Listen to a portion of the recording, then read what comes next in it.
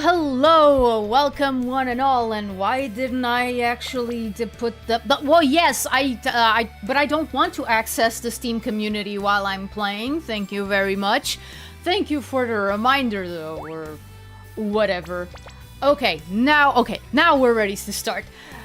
Hello, everyone. Welcome one and all to another stream from Kairi Akida, who is kind of nervous because the rebranding is coming up and I'm not sure if I am ready. Holy crap. But let's not talk about that for today. Today my goal is to see if I can...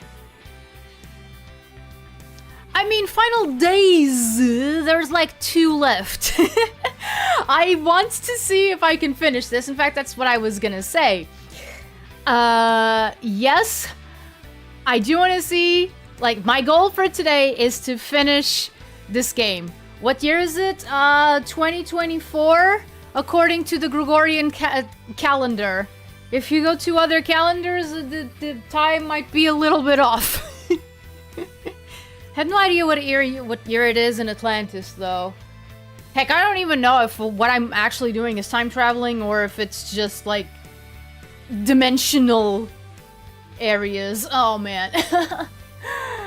I have to bring something up. Okay, so you guys know how I like YouTube poops, but before YouTube poops were like a thing that was recognized, there were these videos that were also that I'm pretty sure that were also YouTube poops, but they were not like they were not classified as such. Like they weren't identified as such. And there was this one that I feel I'm so frustrated that I can't find it again, which was it was like a remix of a bunch of scenes from Mega Man. From Mega Man NT Warrior Access. So it went like, Dr. Regal has trapped the entire Earth in a dimensional area. Stuff like that. Oh, and he deleted Shade Man, and so easily, we're really in trouble now. But now.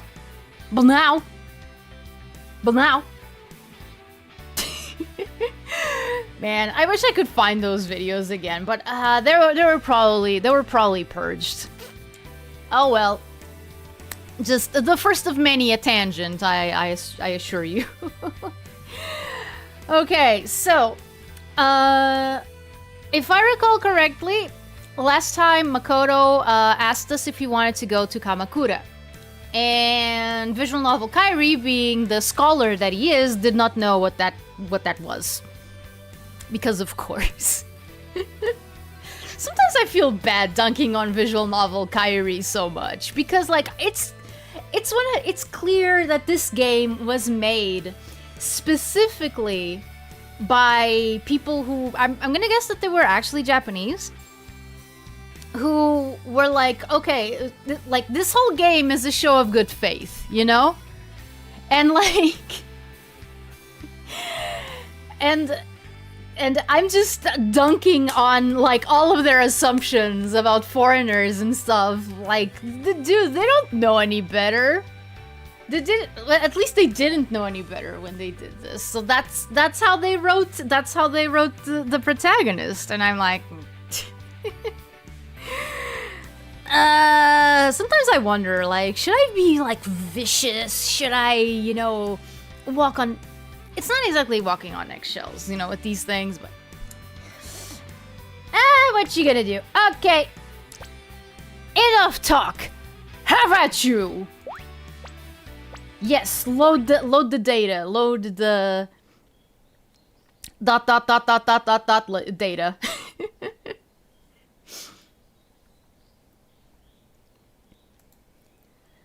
I would love to stay in a room like this if I ever go to Japan. I mean, who wouldn't? Like, you know, getting the genuine Japanese experience. Experience. I'm glad the weather is nice today. This is my last day to look around Japan. Oh, right. Okay. No, new round. You were right. You're right. This is the final day. I guess the day that we actually go home doesn't count. Once I leave here, I don't know how long it'll be until I can come back. I've got to make this a great day I won't regret. A great day I won't regret. I'll see myself out. So, are you ready to go? Yeah, I'm ready. In that case, let's go. Sure. McDonald's! And, I don't know what this is. Our destination today is Kamakura, and there are several ways to get there. For instance, you can get there from Tokyo, Shinjuku, Ikebukuro, and Shinagawa stations without transfers. Excuse me. Well, I can't believe the game is already over. Yeah. Yeah, I was fully expecting there to be, 2 more days, like this one and another one. I thought that the last, the very last day, the day you board the plane, would also count. No regret. Yup. From any of those stations, the time it takes is about an hour, so it's a small trip from the Tokyo area. 1 hour. That is so weird. 1 hour. What's wrong? Is that a problem? No, it's not that. It's just... I know what I said yesterday, but the truth is, I don't know a thing about Kamakura. I don't even know the most famous thing about Kamakura, which is that it has a giant Buddha statue. Because... I am a Bakagaichi. Is that so? Yeah, I just ended up saying it because I was so happy you asked me to come along with you. Huh? Happy I asked?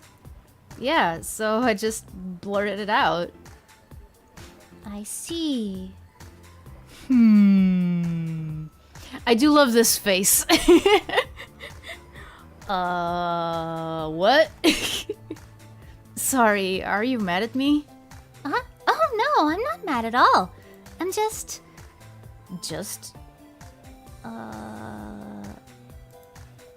Makoto? Are you in there? I know that you're there because I can still see the glows. Like, you're not, like, zoned out or anything. Sorry, that's it. You wanted to know about Kamakura, right? Huh? Oh, right. Kamakura is an old city in Tokyo's neighboring prefecture. Why wasn't I able to say Kanagawa, like, immediately? Like, Tokyo's neighboring prefecture, Kanagawa. Kamakura is an old city in Tokyo's neighboring prefecture, Kanagawa. Kanagawa. I don't remember what kana means, but gawa is, I'm going to guess it's river. Yes, the shoguns ruled there about 800 years ago, so it has a long history. Yeah, I know what you're talking about, 100%. Huh? But wait, I thought the capital city 800 years ago was Kyoto?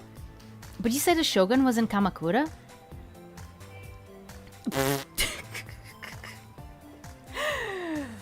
Okay, coffee. Did I sell... What version of pan did I sell?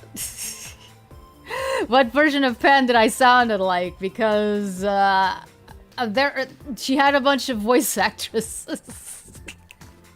Like in Japanese, in English, in French, in Portuguese, in Spanish, in German, in... New round, was there a Romanian version of Dragon Ball Z? Of Dragon Ball Z or Dragon Ball GT? Or was it like one of those voiceover dubs where you just have a narrator saying what the characters are saying? I wonder which of the series sisters will win the Kairi-kun Bowl. I mean, the game seems to be nudging me in Makoto's direction, so I'm guessing that she's the one I'm gonna end up with. The Super Kairi-kun bowl. With a bowl cut? No. I actually don't have anything against bowl cuts. I think that on the right people, they look pretty neat. Yes, there was, and it was a voiceover dub. Yeah, there you go. Yeah, I figured since it was still like in the 90s. Since it was still in the 90s. I mean, I don't know if they've moved away from that, or if that's still like or if that's still a thing that they keep doing. I know that, for example, in Poland, like, okay, truth be told, I haven't watched any like Polish dubs or anything like on Disney Plus and stuff. Which, by the way, if any of you have Disney Plus, do try to watch, like, I don't know, series and stuff in all sorts of different languages, because it's so interesting to see. It's so interesting to see what different countries did with the characters. I've talked about this briefly before, and maybe one day I will. Maybe one day I will make like a whole stream just talking about that, about my experiences watching dubs from many different countries. But me and my brother, the other day we decided to watch like an episode of DuckTales, and just switch the language every minute or so, and it was super interesting to see like what the better dubs were. Because even though we don't know the language, we can tell, you know, when the intonation is right or when it doesn't sound. But basically, you can tell if stuff sounds weird or not, even if you're not familiar with the language.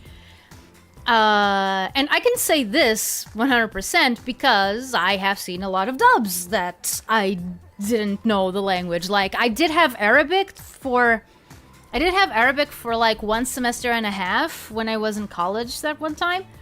But I don't remember any Arabic, like, at all. Same thing with Chinese. But even before I had that, I had watched a couple of movies in Arabic, and I could tell whether the dubs were good or not.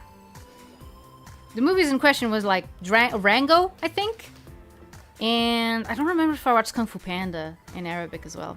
Whatever. Hi Zen, Achu, Gesundheit. Dragon Ball in the Portuguese dub. Seriously, I burst out crying with laughter when I hear him scream. Oh yeah. That's I didn't mean to do that. That's what happens when you get. I described the Portuguese dub of Dragon Ball as basically urban hillbillies come into contact with anime for the first time. I think that's the most accurate description that I can give of what happened there. There's a whole story behind that, but I don't know it. I don't know it like fully. Maybe one day I can bring in a guest or something to talk about that. That would be interesting. Who could I bring in? We'll see. Something that I have to think of for another time. Okay, back to going to Kamakura. Huh? Oh, right. I already read this. Wait, the stream started 13 minutes ago. I was sitting at the waiting screen. Good evening. Hello. Hello, PPA. Sorry. I had a bit of trouble with my model. My PNG here. I think that he's feeling a little bit sad that he's going to be replaced by Live 2D in about 3 to 4 weeks. So the program wouldn't open. So yeah. That's right. There's a story behind that, but why don't we save that explanation until we are in Kamakura itself? Ah, sure. That seems wise. That seems wise. It only takes 5 euros to go to Kamakura! I was gonna say adjusted to inflation, but then I remembered how the yen is right now and blah blah blah blah blah. oh hey, want a way to date your stream immediately? Mention current events. Which I try not to do. Try. Keyword being try. Well, here we are. This is the most historic shrine. This is the most historic shrine in Kamakura, the Tsurugaoka Hachiman-gu.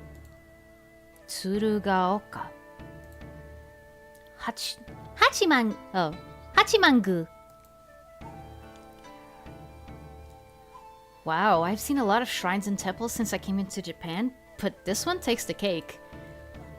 You could say this shrine symbolizes the center of Japan's power 800 years ago. Oh, now that you mention it, you said something like that before. That's right. Shall I continue my explanation from earlier? The capital... The captain of Japan!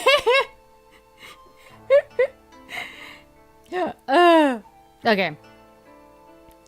The capital of Japan since the 8th century was Kyoto, but Japan wasn't fully unified at that time. The East in particular. The region beyond what is now Tokyo was unsettled territory, and there were places the emperor's control could not reach. The shogun was there to try and bring those regions under control. A bit like Caesar's Gallic campaign?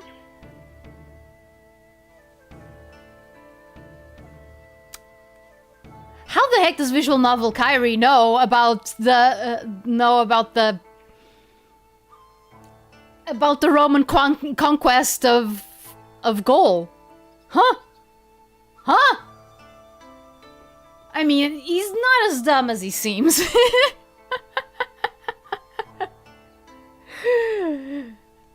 I mean, yeah, that's right, Coffee.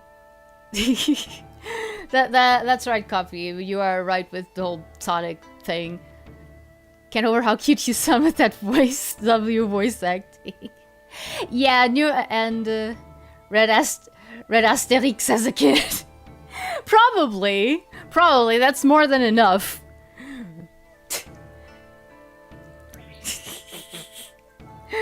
Oh man, now I'm remembering the pun that they make like from the very beginning, you know, because they say that Vercingetorix deposits the weapons on Caesar's feet, like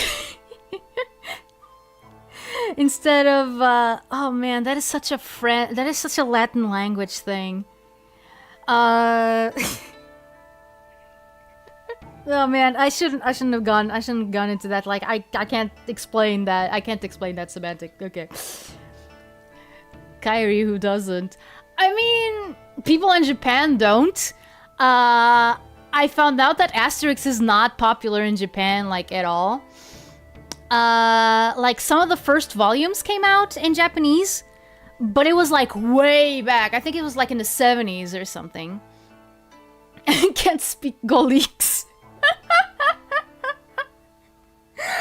Yeah. No. I mean, I can speak the language, but I can't really explain it or transfer it into a Germanic language like English. But yeah. Oh, and yeah, and that's also true. I do have VA experience. I am still trying to see if I can actually get like jobs. I'm kind of like my whole life right now is in a bit of a state of flux. If I end the game a little bit early, I'll talk a bit about that. Because I do think that it's been a while since I've talked about how things are like going. And Makoto knows about Julius Caesar salad. Campaign in Boreland. Yes, but Caesar was the unquestioned ruler. Dang it. Okay. Yes, but Caesar was the unquestioned ruler at the time. Caesar was the unquestioned ruler at the time. Yes, but Caesar was the unquestioned ruler at the time. And the Japanese shogun was just appointed by the emperor, right? That's right. But 800 years ago, the appointed shogun, Minamoto no Yoritomo, amassed enough power that he effectively was the ruler. In other words, while the capital of Japan at the time was in Kyoto, the real center of power was here in Kamakura. No, wait. Oh, dang it. No, it was Kairi. Okay. The real center of power was here in Kamakura? That's right. They do love. They love this whole that's right. Like, why couldn't they like replace some of these that's rights with like exactly, precisely, correct? Like developers of GoGo Nippon, do you need a thesaurus? I have one, but it's not English, so By the way, the central area under control of the shogun's government was called the Bakufu. The kanji used to write Bakufu refers to the center, fu, of the camp, Baku. It's called that because long ago, the shogun would conduct politics in his camp of trusted men during wartime. Bakufu. That's right. See? See, why does she have to say this all the time? Like, aren't there any other expressions that you can use to mean the same thing? Okay. So the era when the Bakufu was in Kamakura was known as the Kamakura period. Ah, so then the era when the Bakufu was in Tokyo was called... Yes, the Edo period. Oh, I see. That makes a lot of sense. I sure learned a lot when I'm out with Makoto. Yes. I'm pretty sure that you would also learn a lot if you were with Akira, because she doesn't strike me as someone who doesn't know things. So, about the Tsurugaoka Hachimangu. Tsuru means crane. I know that much. And Hachiman makes me think of Hanuman. I know it's not the same thing. But whenever I look at the word Hachiman, it makes me think of monkeys. But that's because of Hanuman. Hanuman is a monkey. The clan that made up the can't speak Golix, can't speak anything right now. The clan that made up the Kamakura Bakufu would pray for victory at this shrine. Its roots go back almost 10,000 years! What I was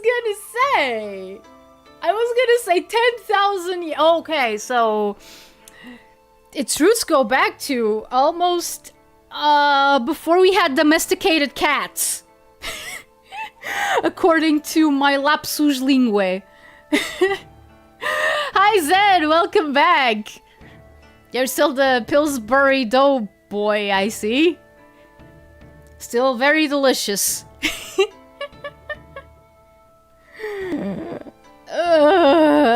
Its roots go back almost 1,000 years, not 10,000 years. My goodness. 10,000 years, yes. I was gonna say it again. I was gonna say 10,000 years again. No. 100 years. Sonotori! I'm still Pillsbury and I still have rabies. You should get that looked at. Both of those things. Tell your doctor I sent you. You go like, oh hey, doctor, this Atlantean shaman on the internet told me to come here so you could look at my rabies and being made of dough problem. And I don't know which part the doctor would find the weirdest, honestly. Banzai!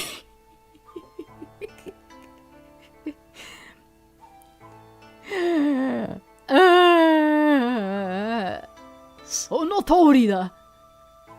No, I don't think I will.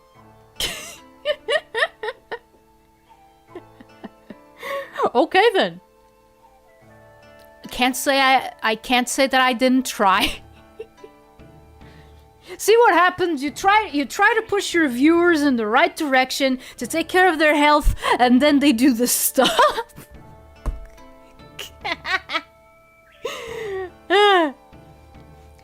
Speaking of which, there used to be a large ginkgo tree on the way up the steps to the main hall. But some dudes took it down, and then the Pompoko tanukis were very sad. It was such a large tree, they say it was over 1,000 years old. I didn't say 10! I didn't say 10 this time. It had been looked after for so long as a symbol of the shrine, but... It sounds like something happened. Yes.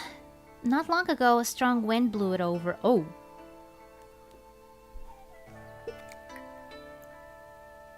Okay, I shouldn't laugh.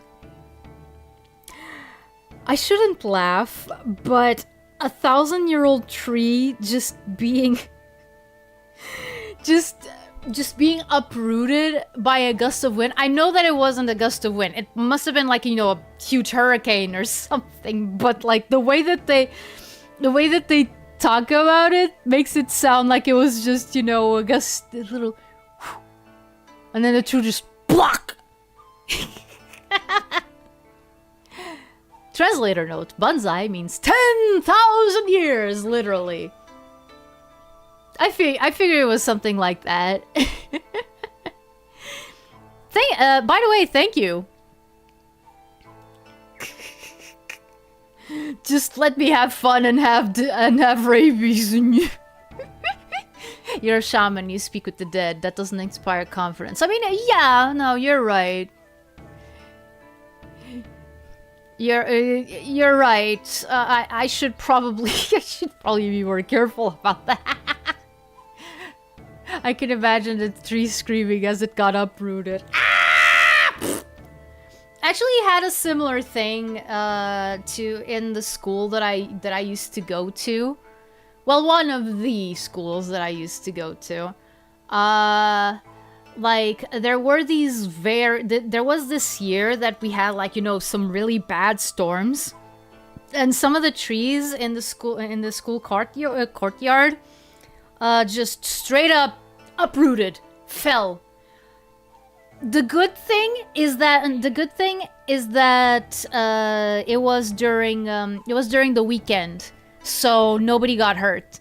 But it was kind of scary getting to school on Monday and seeing like that big tree just like leaning on its side, and then they had to wait another week until they could, you know, get it out. That is still a memory that I carry with me. Yeah. Yeah, no, because the way that the tree was, it actually fell on the courtyard. So if there were kids there during that time, they would have gotten hurt. But luckily, no. During the weekend, school was out, nobody got hurt. And then 5 years later, there were similar storms. There was a time that, like, every 5 years, there was, you know, like a big storm. I don't know the logic behind it, but... I understand the dead, I don't understand the weather.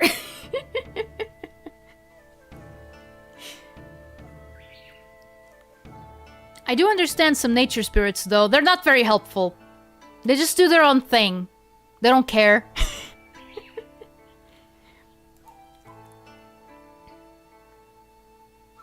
A wind. That's a shame. I thought I was done laughing at this visual novel, Kairi. Thanks for the reminder. It is, but a bud from that fallen tree was transplanted nearby, and it's recently become to sprout. Oh, then that means that by now, like, again, this game was released, I think, in 2011. So by now, it's probably already starting to look like a tree. Huh. If I walked into a class and saw the tree crash through the window, I'd say, oh, it looks like someone beat me to being first in class. That's just the grogginess talking. That's the sleepiness. It was making new sprouts after 1,000 years? After bonsai years? No. Yes. Wow, trees really are long-lived. Yes, that's why we should stop cutting them down. Actually, one thing that makes me happy, speaking of that, is that okay, so in the street where I live, they have, some trees planted alongside, the sidewalks. And this year they didn't prune them, which I thought it was a little bit weird, but that does mean that the trees are like extra fluffy, and I love that.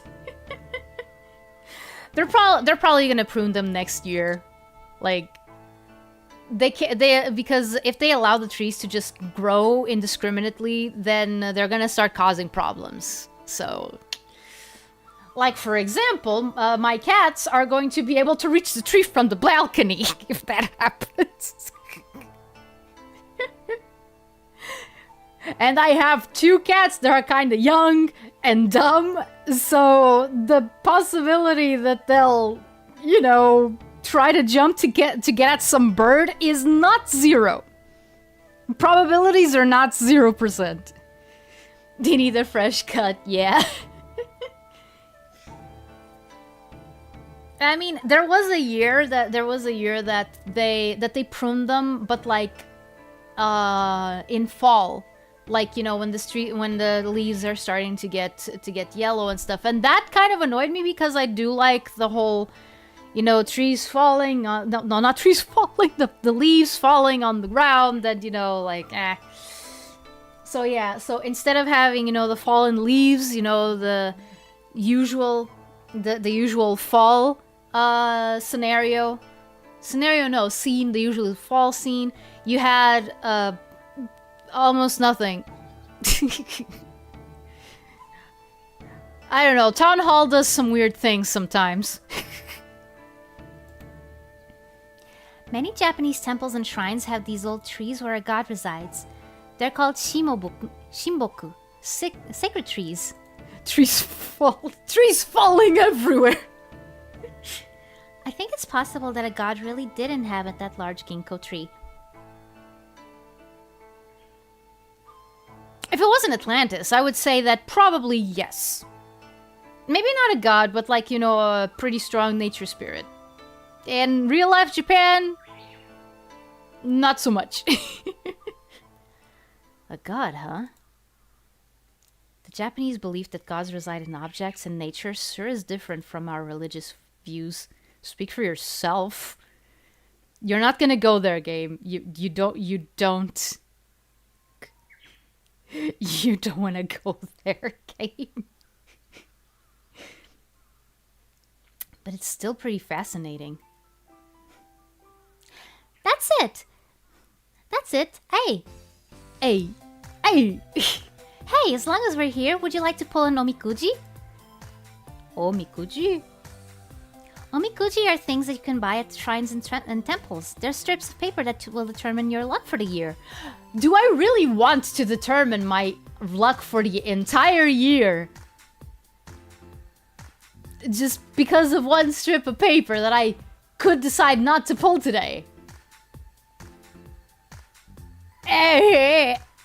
Actually, I wasn't under the impression that Omikuji were the sticks,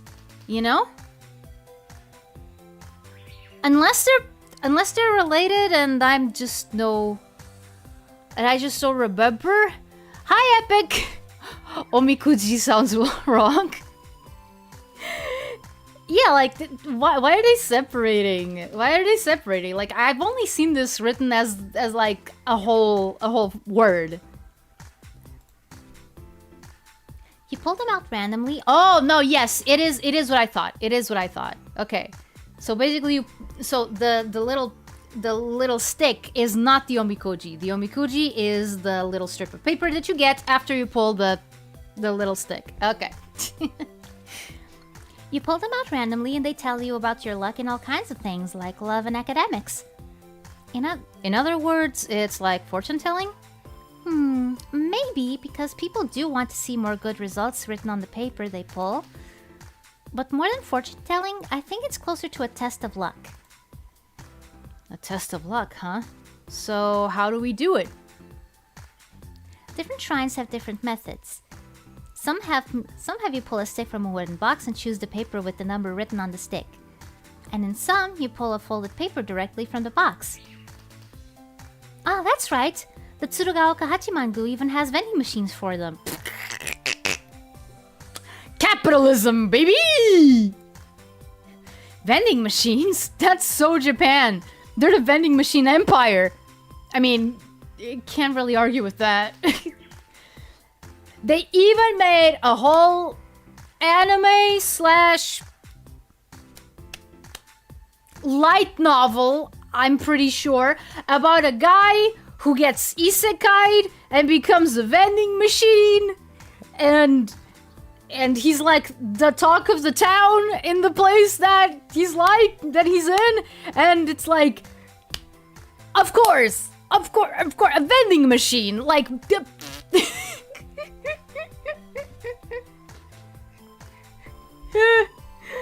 I mean, I've heard weirder concepts, and as far as weird stuff goes for like light novels and stuff, I think that one is pretty. That does seem like a concept worth trying to put into paper. The vending machine capital of the world, yeah. But that feels sort of trite to me. There, if you play the Miko at the teller window... There, if you play the Miko at the teller window over there, you can pull a fortune. I did not know that Miko means shrine maiden. Actually, this would probably be a good time to say that... I do usually say that, yeah, I'm a shaman and stuff, but that's just... It's like the closest thing that I can think of to the position that I am in, like, you know, in that you can have like in English and without sounding too much like a weeb, because what I am is actually closer to a Miko, and like on one hand, it's not like how can I put this?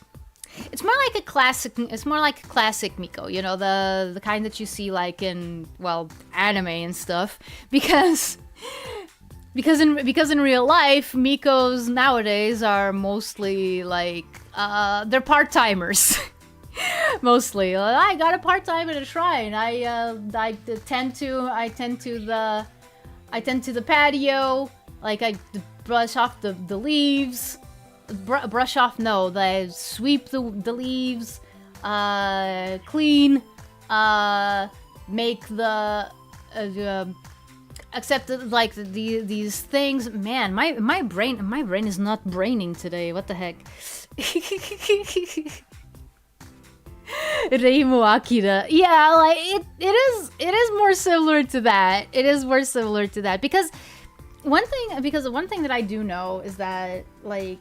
When people usually think shamans, they don't think of like a view of structure, of hierarchy, like there is in Atlantis. In fact, I would say that we're closer to like priests and priestesses more than anything else. But since our job is not so much like, you know, what you think of a priest, because the English language has also made it so that priest is not just, you know, for ancient religions or religions that are, you know, a little bit more, how can I put this? Not like the monotheistic religions, you know? But that's usually what they use for, you know, for the priests of the monotheistic religions. And here's the thing. For example, in Portuguese, the word priest is not the same that you use for a priest for a Catholic priest or for a Christian priest, for example. Like, for a Christian priest, in Portuguese, you usually say the word padre, which is father. Well, the father in like religious contexts. But for a priest that is not affiliated with, like, you know, any sort of Christian church, we use the word, we in Portugal use the word sacerdote, which carries with it an entirely different connotation. Like, it's immediately removed from, you know, the mainstream religions, you know? So that's why I decided, okay, maybe I should present myself as a shaman, because that is closer to what we do, except we have a hierarchy and we have more of a structure than you would usually think of when you think shamans, because you know that stereotype of the witch doctor. That's what usually people think of when they think of shamans. Cultural representation issues notwithstanding, we're not talking about that right now. But yeah, Kairi Akira, Miko Superstar. I like the work. I like the sound of that. Except that Mikos are girls and I'm a boy. I think that the equivalent, the male equivalent, would be a Kanushi. But again, it's more priest-like than. My minimalist definition of priest would be someone who offers sacrifices and mediates between the divine and man. Yeah, that's pretty much what it means. It's just that for like a Portuguese adjacent brain it's a little bit harder to like put both in the same category, because yes, a padre is a sacerdote, but they occupy different spaces in a Portuguese speaker's brain. That's what I mean. I feel like I'm in my social anthropology class again. That does sound like a very interesting class, dude. Incidentally, most Protestant denominations don't have priests, only pastors, since without the transubstantiation of Eucharist, they don't offer sacrifices. Oh, I didn't know that. Thank you. Thank you. Interesting. Yeah, no, they have other names for it. Yeah. You know, I did like, okay, when I was giving my explanation, it did you know, raise a flag in my brain, like, okay, I know that this is not entirely accurate. I know that there is something that I am missing. And it was that. Thank you. Thank you, PPA. Yeah, because they have pastors and reverends. Even though reverends is a whole thing, I'm not too familiar with how monotheistic, how Christianity is organized in terms of priesthood. Like, you know, I only have a slight idea. But yeah, no. Thank you so much. Thank you so much, PPA. That is knowledge that I'm gonna carry in my mind palace for a very long time. Yeah, I love taking anthropology classes in college, so it's cool to have these concepts reviewed. Yeah, oh man, I wish that we actually go a little bit into anthropology with the history course that I signed up for in university. But I'm not sure. I'm a little bit divided. I'm just gonna say that. You know, right now, because it came up. But yeah, so with the course that I'm going to take, you get a major in history, but then you have to choose a minor. And a minor, not that kind of minor. Get your heads out of the. I'm so sorry. Okay. But yeah, you have to choose a minor to go with your major, and the two minors that are available in this course are, I think, culture and religion, and art and what's the word? art and... the word in Portuguese is patrimônio. What the heck?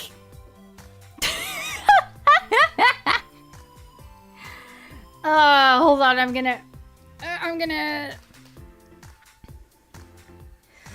gonna search for it real quick.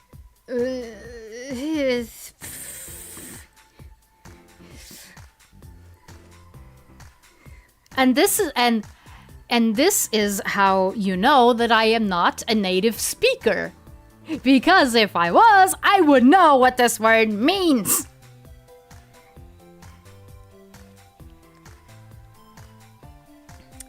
Patrimônio, English. Tell me what that word is. Right, I forgot. The Wi-Fi in my room is terrible. No data connection. Consider turning on Wi-Fi. It was turned on, you just didn't... Blah. Try again.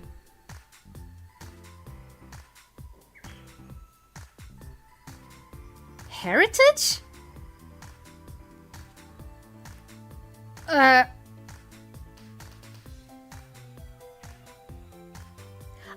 I think it is. I think it is heritage. I think it's yeah, it's arts and heritage. Because none of the other results that was giving me sound right. So yeah, and I'm a little bit divided because on one hand, I do like, you know, history of the arts. I think that it's very interesting, and through art, you can learn a lot about the cultures in question, the cultures and the history of the cultures in question. But but as you can tell by coming to my streams, I also like learning a little bit more in depth about culture and religion. The problem is that the subjects around religion that they have are not really my cup of tea. Like, I would hope that they would delve more into like the anthropology of religion and like, you know, opening up, you know, other possibilities, you know, the actual study of religion as a human concept. But they go too much into like religion in the history of Portugal, you know. So like they have subjects that are like, you know, missions in the Portuguese areas of influence in the world. Like they have a whole thing that they have a whole subject dedicated to that.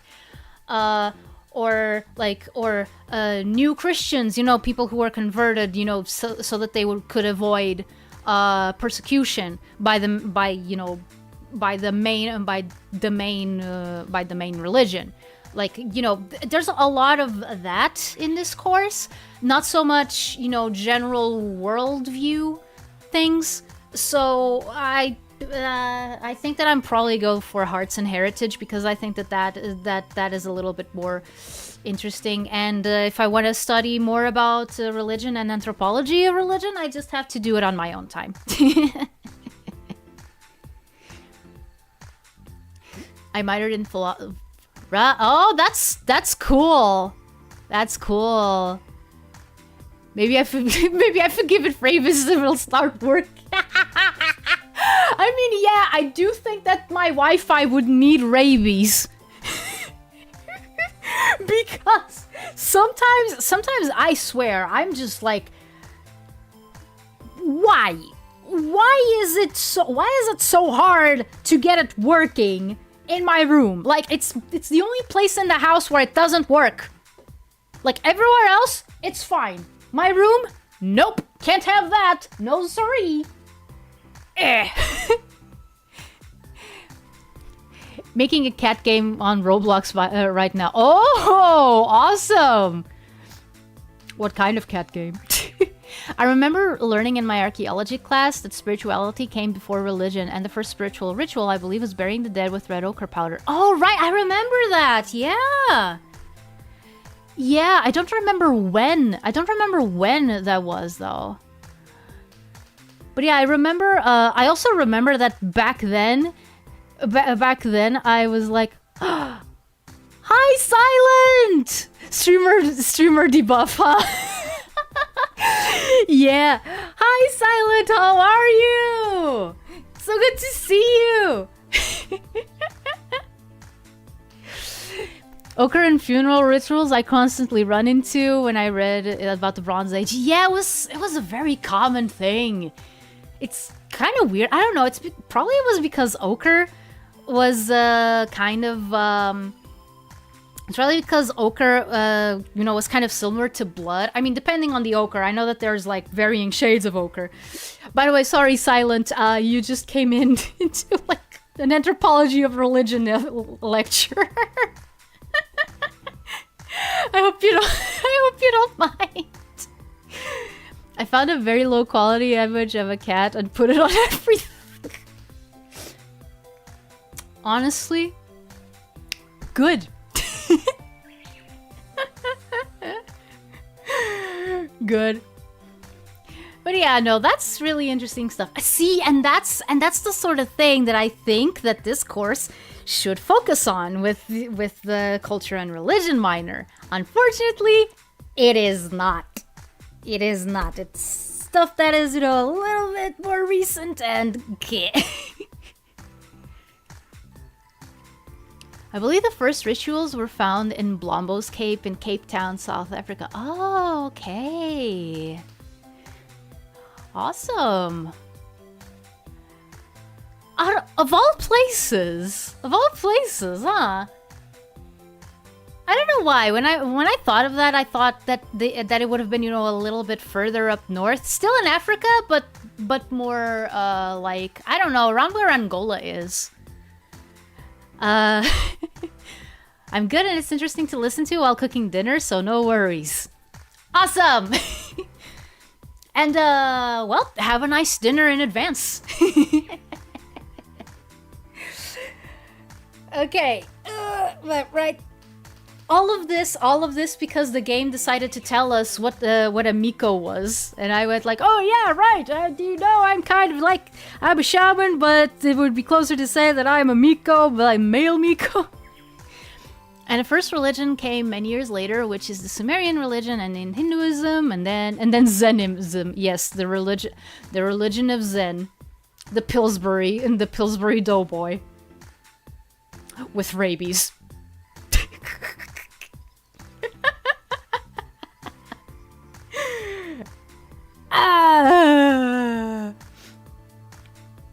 Honestly, I've seen religions made out of weirder things. so yeah. Okay. Back.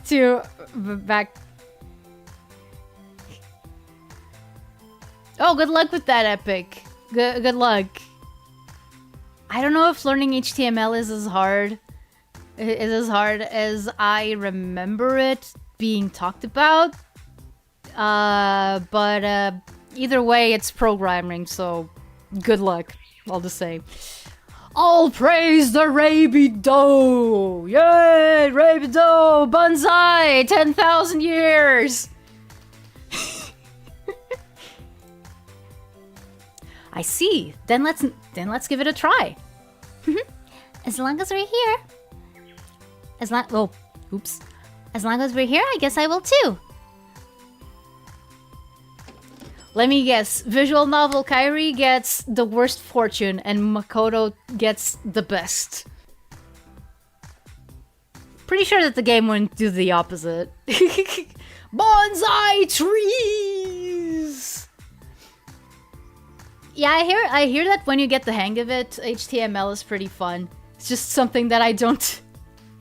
It's just something that I've never thought of going into. I have to go. I started helping an old friend get better at VTubing, so I can stay as much during Saturdays. Yeah, no, that's okay. And you're around. That's okay. And you're around. You just like. I just want you to know that it means a lot to me that even though you're busy, you still make the time to be here. I was gonna say something, but I better save that for later because it was about the re-debut because it's gonna fall on a Tuesday. But we'll talk about that later. It's okay. And thank you for being here, and thanks. I will try to have fun with visual novel Kairi. And good luck to you too, and your friend. This is a tough journey that we're on. So, what is the result?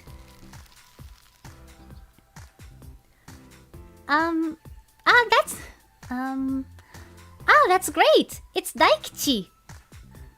Daikichi?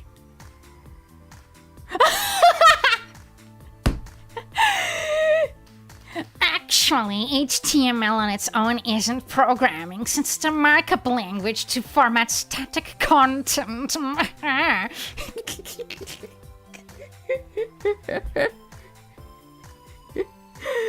Thank you for the clarification. Thank you.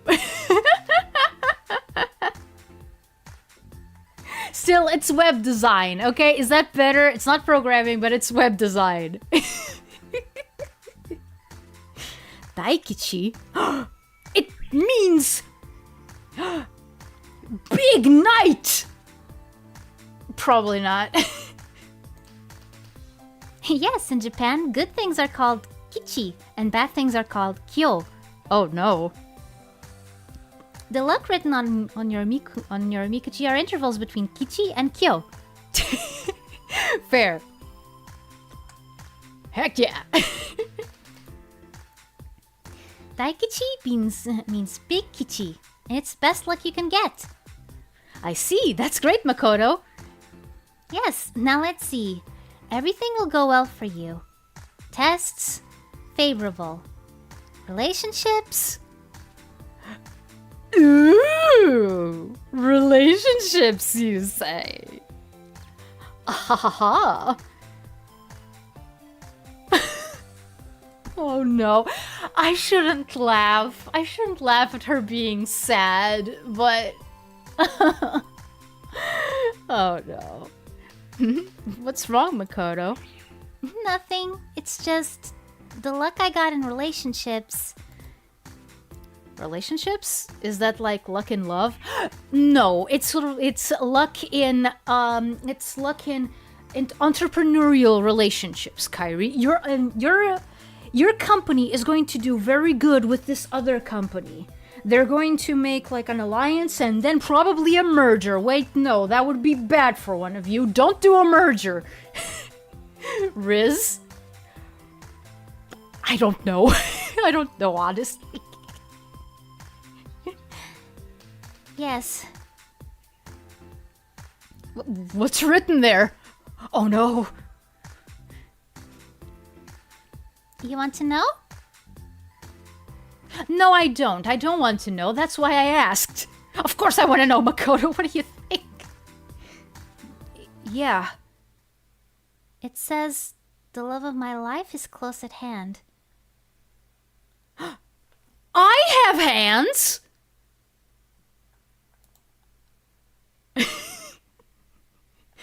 Huh? Close at hand? Does that mean... Just kidding. It really says, you have yet to meet the love of your life.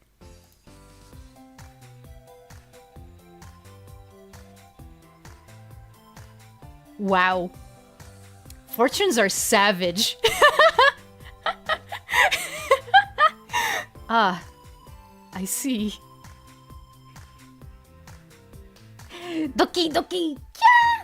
Yeah! Ah, I see.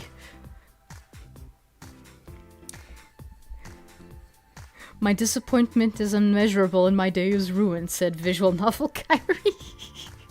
Baited, yeah. Wow. Yet to meet. That means I'm not the love of her life. Yes, that is what it means. That is what it means, visual novel Kairi. Well, that got awkward. Hey, do you want to get some churros in this Japanese temple? Shrine? Traditional Japanese churros, yes. Anyway, give me a look at your Omikuji. Sure. Let's see. How's my luck? How is it? This is... And then he had a heart attack.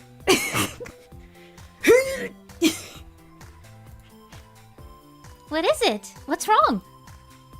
A sad dance. Sorry, the language is a little complicated, so I can't read it. Oh, that's why he had a heart attack? Oh boy. Oh, come on. You made me think something terrible was written on there. Sorry. Would you read it for me, Makoto? Sure, hand it over. Here. What's this? Ah, this is... What is it? Kyo. Which means? She told you what it means like 5 minutes ago, guy. It's not very good. I see. And so visual novel Kairi learned that no matter how hard you try in life, sometimes you just get a bad fortune, and that means you should just give up. Go, I don't know, wait tables at some back-end restaurant or something. I mean, at least you make enough money. At least you make enough, if you make enough money to pay rent. Real. How very poetic this future is before him, but my man cannot read it. Yep. But it's the best of the Kyo options, so it's not that bad. I sent a video into the memes channel to the... Oh, dude. Epic. I hope that it's on the level, because we've had problems with other stuff in the memes channel before. I'll look at it later and let you know. Desires. You can achievement with a little work. Residence. Anywhere will be in your favor. See? It's not bad as all that. Right? Yeah, maybe not, but... That's it. What about love? What about love? Na na na na na na na. Huh? Love. Sure, my luck in love is written on there, right?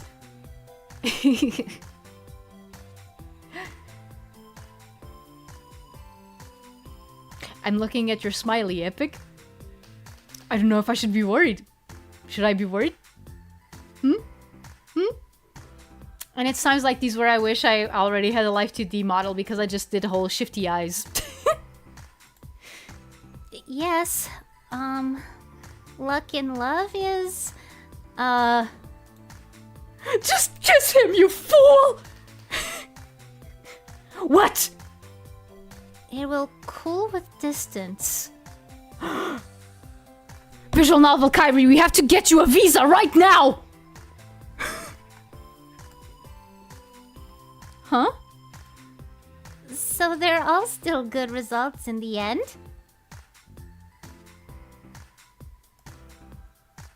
What is the scope? I guess that's true. Though I don't know what that last one is supposed to mean. When I say that this guy is dense, I really mean it. Sometimes I worry that I'm being too mean, but no, he just... he just keeps proving me right. Why do you do that? Why do you do that, visual novel Kairi? If you get a bad result in your Omikuji, here, you see the strips of paper tied Do you see the strips of paper tied all around here? If you tie up the Omikuji you pulled, they say you can leave the bad parts of your fortune here at the shrine when you go home. Wait, doesn't that mean that the shrine is like a magnet for bad luck?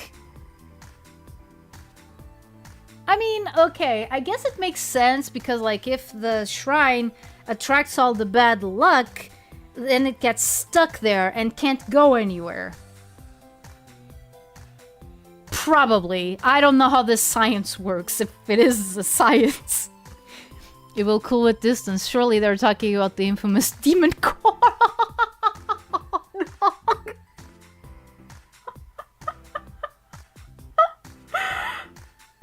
Oh no.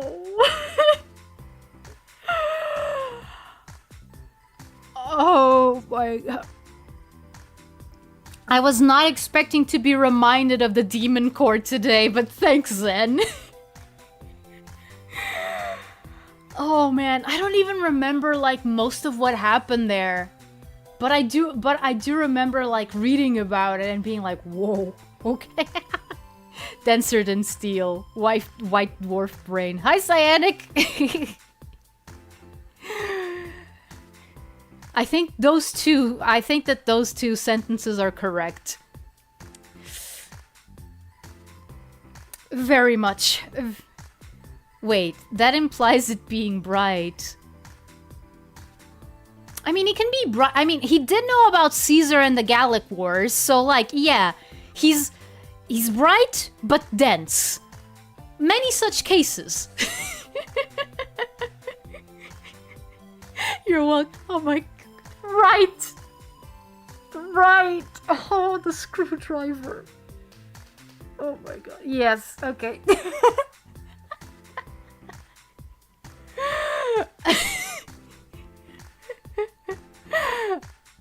Oh my god. He has the IQ of a brick. Yes, it's good for retaining some little bits of information, but not much else. Poor guy. Leave the bad parts here? Does that mean all these people left their bad luck here? Don't worry, I'm sure the gods will exorcise all the bad spirits. I mean, I can talk to them. I can ask them. I also happen to know that there's this exorcist with crow features that I have never seen him actually exorcise any spirits, but he says that he's good, so I'm willing to believe him. I mean, he's in a company and I'm not, so.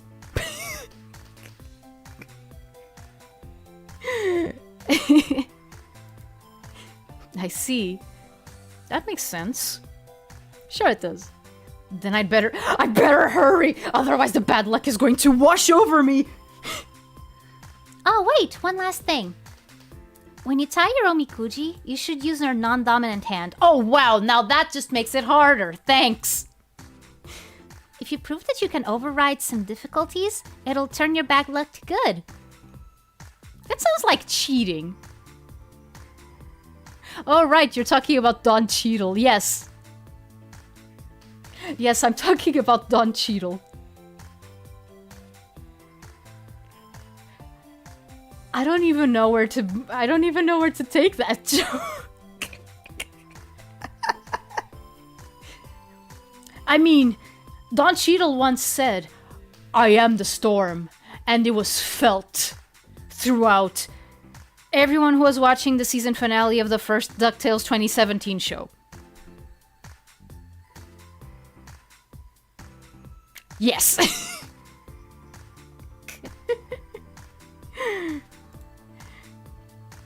Did Don Cheadle play an exorcist somewhere and I'm not aware of it?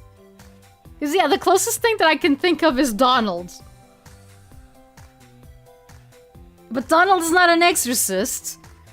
Though he does have feathers. Very specific indeed.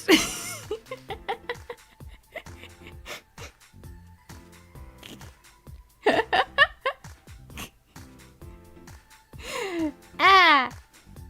I see, use my non-dominant hand, huh? I got it! I'm gonna use both! Wait. Then I'll follow suit. Because I want my love to be here, right with me here, right? Words in order. Useful. I don't believe so. Huh? But I thought you got Daikichi, Makoto?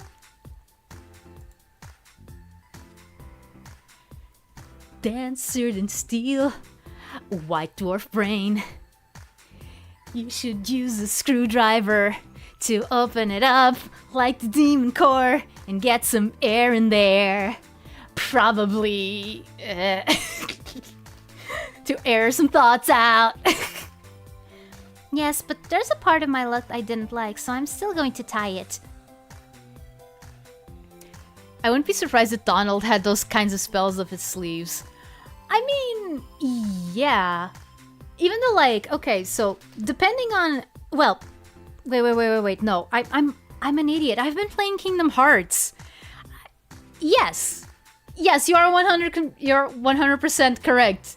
You're 100% correct, Silent, because according to Kingdom Hearts, he can use magic.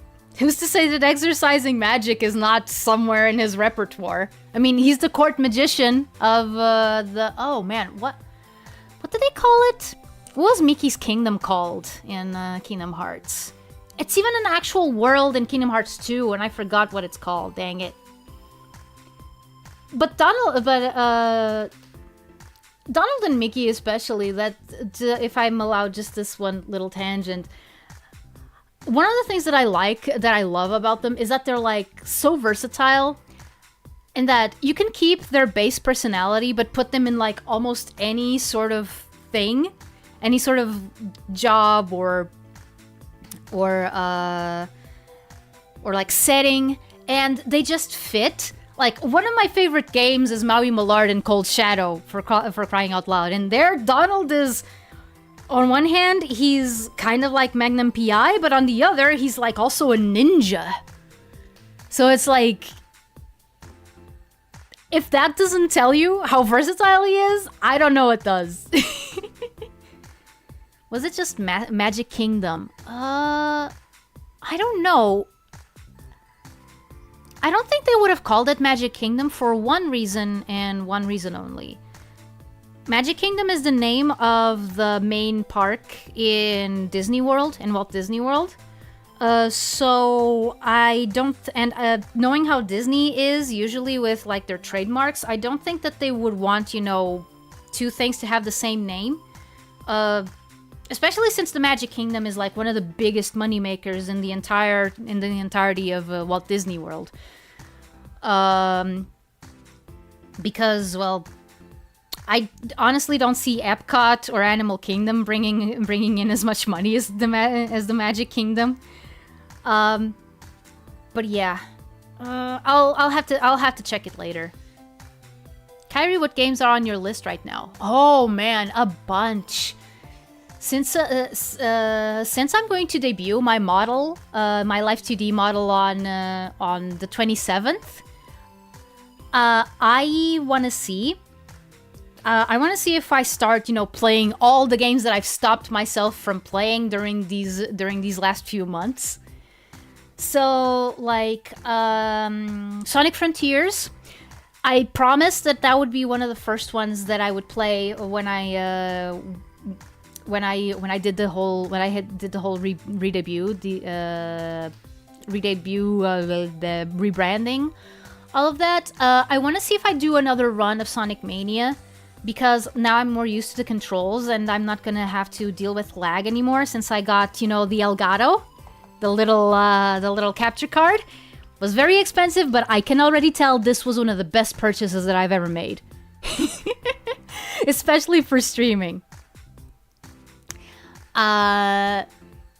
So yeah, Sonic Frontiers, Sonic Mania, a whole bunch of Sonic games. I'm gonna just get that out of the way. In December, I want to see if I already have a Mega Drive or Sega Genesis. And I want to play The Lion King for the Mega Drive. Other games that I want to play, I want to see if I can get like the Spyro games. I want to see if I can play the Spyro games, the Crash Bandicoot games, you know, the first ones, because I want to play the originals before I go to the Insane and Reignited trilogies, because that's just how I am. Other games that are on the list. I want to see if I got the Pokemon Marathon underway finally. Though that is gonna take a lot of like dedicated effort on my part. What other games? I know that people keep telling me not to, but I really want to play Balan Wonderworld. I apologize in advance, but I really want to play Balan Wonderworld. I just have to get it for the Switch. I kind of feel bad spending money twice on that game because I already have it for the PS4. But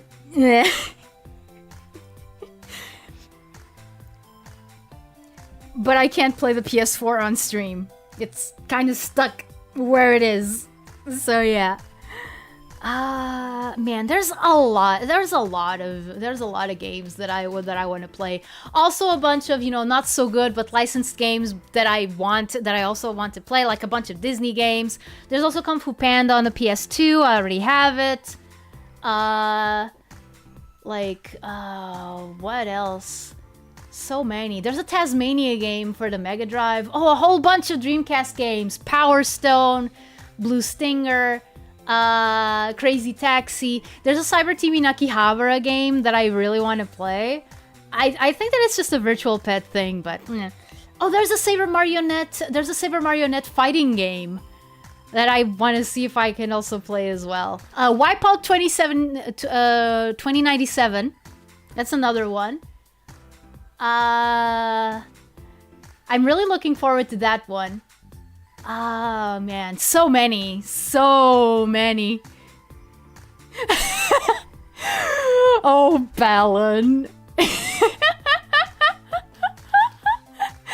Bland Wonderworld? More like Bland Wonderworld.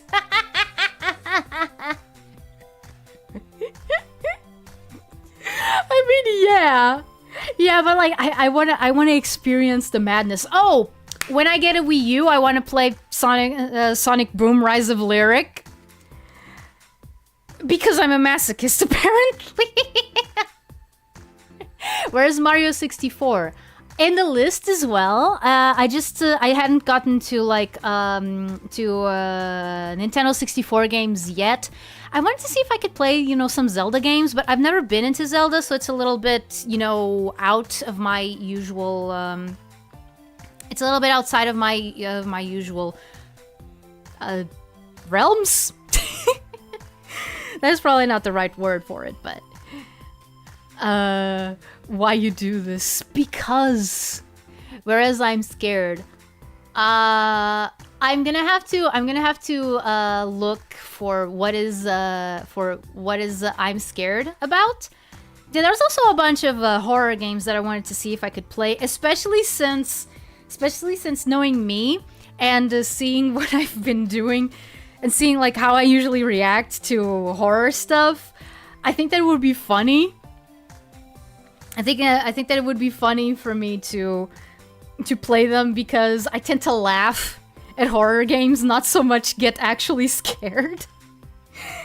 With my most sincere apologies to the developers of those games, but I think that there's a space for that kind of content as well.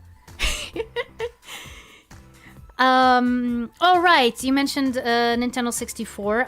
One game that I definitely want for Nintendo 64, and I could have already gotten it, but I, for some reason, just haven't. Star Fox 64. I really want to play that. What else? I know that there's a bunch of other, like, interesting games that... Oh, there was a Cow the Kangaroo remake a couple of years ago, and I want to play the originals first. I want to play at least the original game. I already have the second one for the PlayStation 2, but I know that there was an original one for the PlayStation 1. Oh, other sadistic games that I want to play. Bubsy. I want to play the Bubsy games. Aren't these game developers wonderful? What could possibly go wrong? It's a horror game, okay? Broken Superstar Idol Kairi. Which is scary, and it's on Steam, and it creates files on your desktop. Oh, that, okay. I'm not sure if that would be a good idea then. Because this is something that I need to fix with my laptop that has been a bit of a problem lately. I've had to like uninstall a bunch of things, including one of my favorite games, which is The Sims 3. Like I had to delete The Sims 3 from my computer because it just keeps going like, "Oh, you're running out of available space." And I'm like, "No, I am not. Like, I've already removed so much stuff. Like, what do you want from me? Everything else is programs that I just can't delete." So yeah, if you're saying that it creates stuff on my desktop and stuff, I'm probably not going to. I would rather stay away from it. Not because I'm scared of it, but because I don't want it to create clutter on my PC, basically. Because I know that it wouldn't be that heavy, but I'd rather not, because it's very hard to capture because it closes itself sometimes. Okay. Oh, another one that my brother has been like badgering me to play on stream, Undertale, because I have never played Undertale. Shocking, I know. Oh, Kena and the Bridge of Spirits. I also want to play that one. I got it on Steam specifically to be able to play it on stream.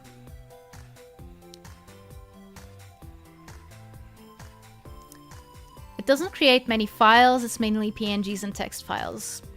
Oh, okay. I'll give it a look. I'll give it a look and see if it's something that I think would be interesting for me to stream. It has a country-sized amount of space, and it asks, "How am I supposed to put anything in here?" Actually, I'm not sure how that happened because here's the thing. My computer is not, that devoid of space. It has a lot of space. The problem is it has 2 disk partitions. One is the one that from where the computer actually runs from, which has the least amount of memory, and then like a sub one that is supposed to be for storage mostly. But one thing that I've started having to do was start to put programs running from the storage disk. From the storage partition. It's the same disk, it's just different partitions. Yeah, I have a bunch of issues with that because the partition that from where the computer is supposed to run is much smaller than the one that's supposed to be for storage. Which on one hand would make sense, but on the other, wouldn't you want your computer to have enough room to, like, run itself? Like, So, yeah. Sans Undertale? Santa Tales of Underground? Yes. Santa Claus Conquers the Martian, so that's another one. Actually, no, but there are, like... There's also some kids games and stuff that I would want to play. Like I didn't know that there was a My Little Pony video game, and I mean like a Gen 5 My Little Pony video game. Like because there's probably also a Gen 4 one, Friendship is Magic. I would be very surprised if there weren't like any video games based on Friendship is Magic. And I do mean like actual video games with physical releases, not, Flash games or anything like that. No, but I did see one based on Gen 5 in an actual store. So I'm interested to know what that one is. Also a bunch of Teenage Mutant Ninja Turtle games, because if you guys have been following me for a while, you know that I'm a big fan. There isn't a Rise of the TMNT video game, and that makes me so sad. Rise of the Teenage Mutant Ninja Turtles had such such crappy luck, man. Has a My Little Pony first-person shooter ever been made? Probably by fans. But it never got to a point where Hasbro was like, "Hey, you can't do that." Which is what happened with My Little Pony Fighting is Magic, and now you have Them's Fighting Herds. Which is another game, like, I feel a little bit... Okay, I'm gonna say one thing. Like, one genre of game that I really like is fighting games, but I am not very good at them, like, at all. My hands are too soft. Like, I press button, and it takes a while for a controller to register. Because my fingies are super soft.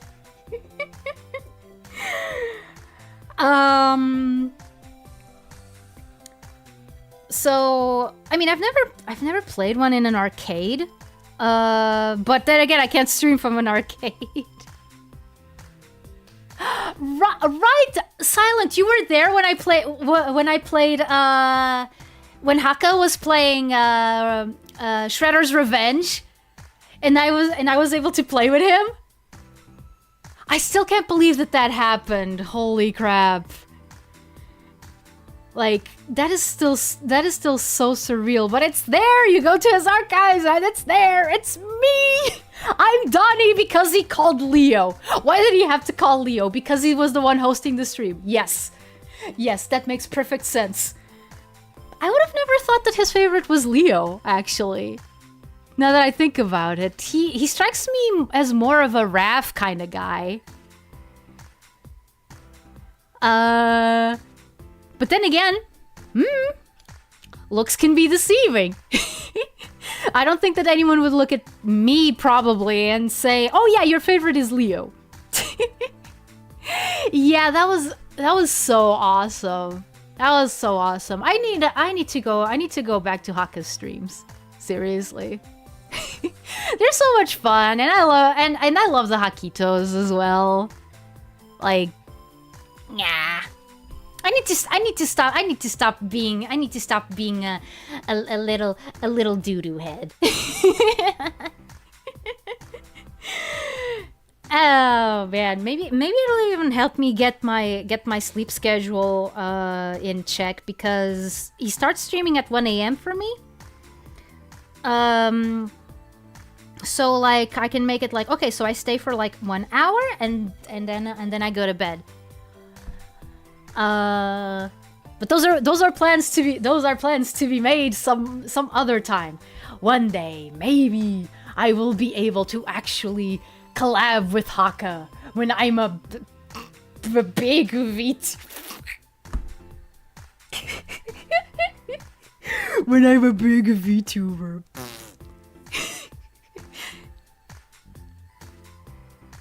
The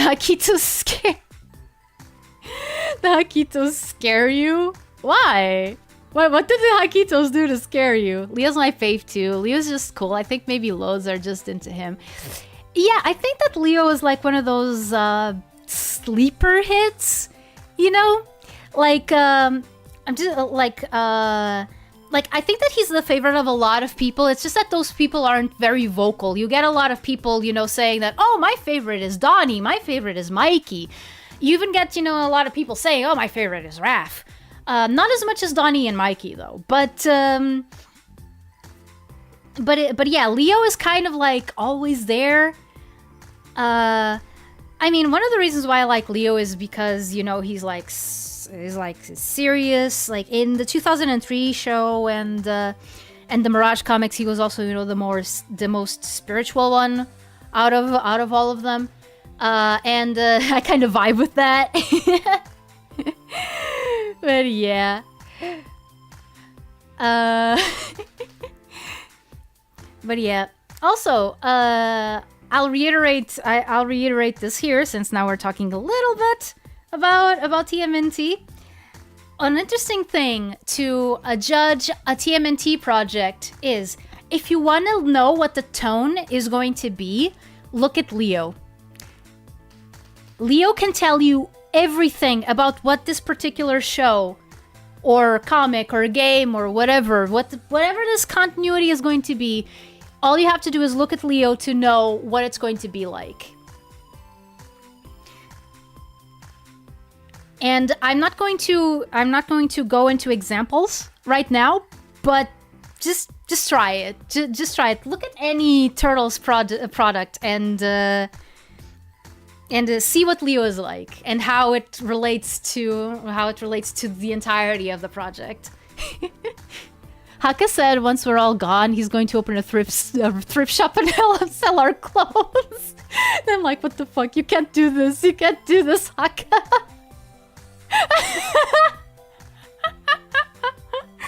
I mean, I do have a bunch of clothes that I need to put up on Vinted or some sort of online classified ads. Maybe he could help me with that.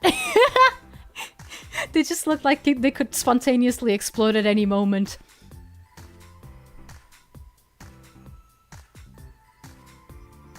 I kind of see what you mean. Like, you know, the little cord thing. It looks like it could be like a wick, right? That you could, you know, light it up, and then the fire goes in.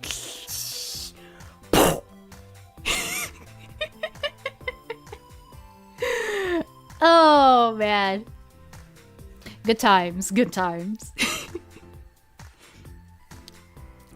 I better go on with the game though. How long has it been stuck in just? How long have I been forced everyone to just stare into the sky? We sure can. I think that by now Hakitos are just like eldritch abominations that have decided to take this small bird form. You know, a form you're more comfortable with. That's why when near Hakitos, I make sure that I'm a good 10 feet away at minimum at all times. And make sure to not have anything flammable next to But I'll try that trick about Leo next time. Yeah, no, definitely do. It's super interesting. And then when they run with their little legs, I bolt faster than you say.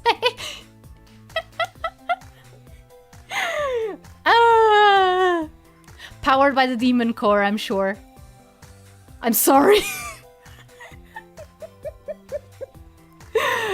Oh, man. Okay, going on with this sad love story. An important part. Could it be? Well, I'd better tie mine too. Have you ever seen that video of a Furby being microwaved? That's why I stay away. Alright, now that I think about it, Hakitos do look a little bit like Furbies, don't they? Like, just a little bit? They definitely have, you know, the tuft of hair that Furbies have. By the way, did you know, speaking of Furbies, I learned that I have a Furby that is pretty rare.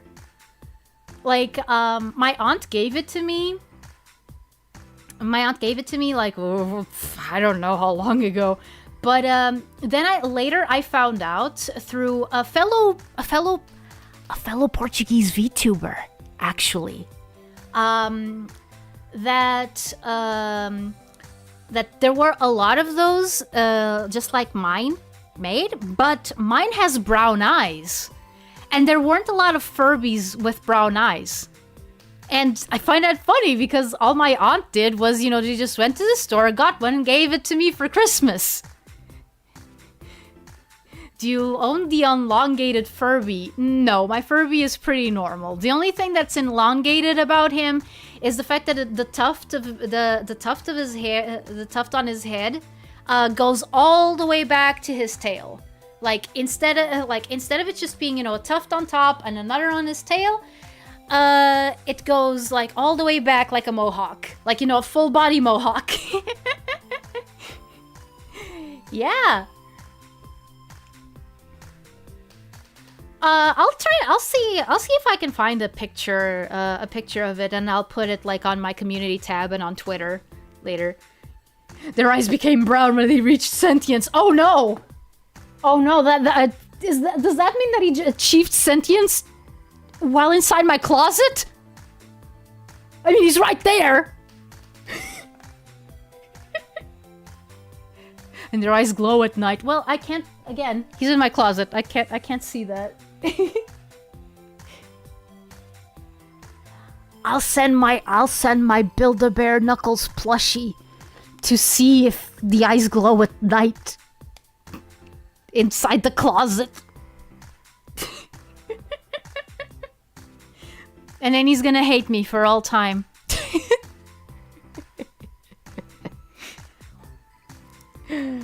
Oh, man. Well, I better tie mine too. Let's see.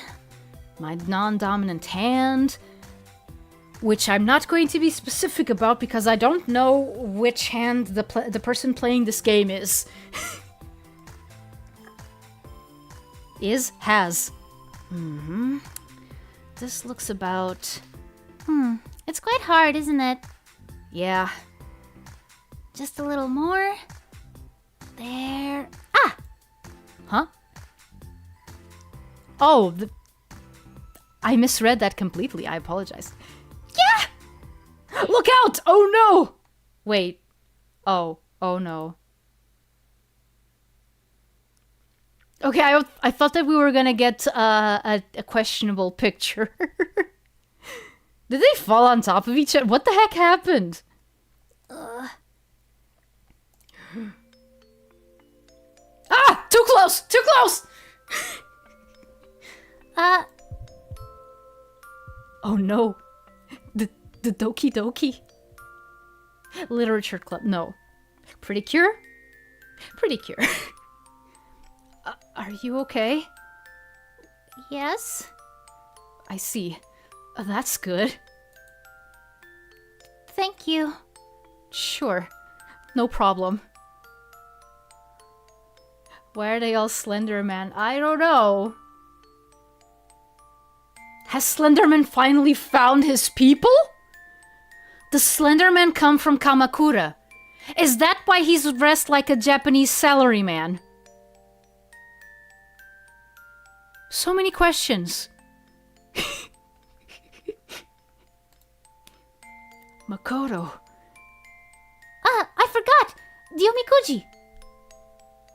I have to tie it, right? I mean, that's what you said. I don't know. That's right. Phew. How is it? Is it tied tight? Yeah, I thought my hand might give out halfway, but I got it on there. But that was definitely overcoming difficulty, so I'm sure it'll change my fortune. My people!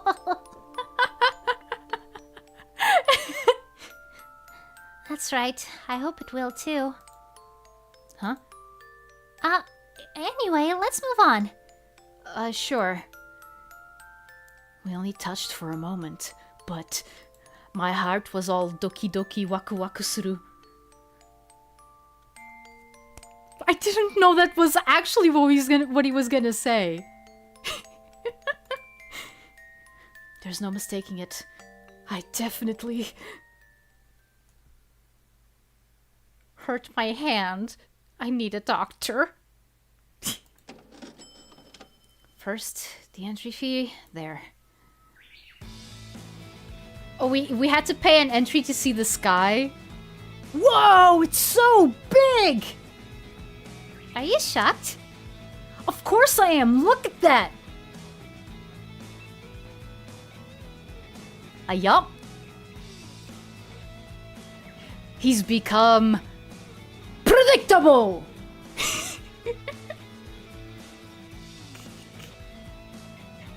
Or has been, yeah.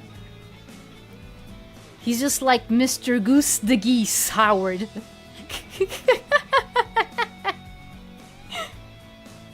I've never even seen such a huge Buddha before. The ones that I usually see are in esoteric shops and they're like tiny.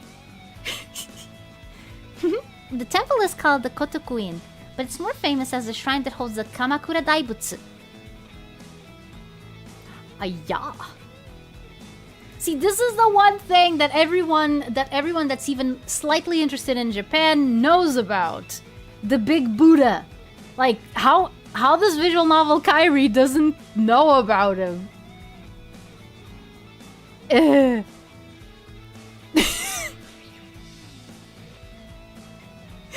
What?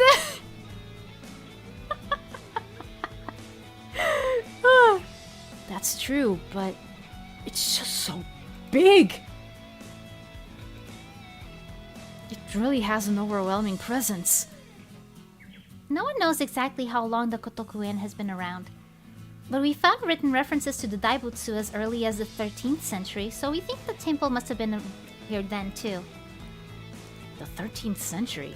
So it was created almost 800 years ago during the Kamakura period. Okay, Silent, it was great having you here. I hope you had fun. And have a nice dinner.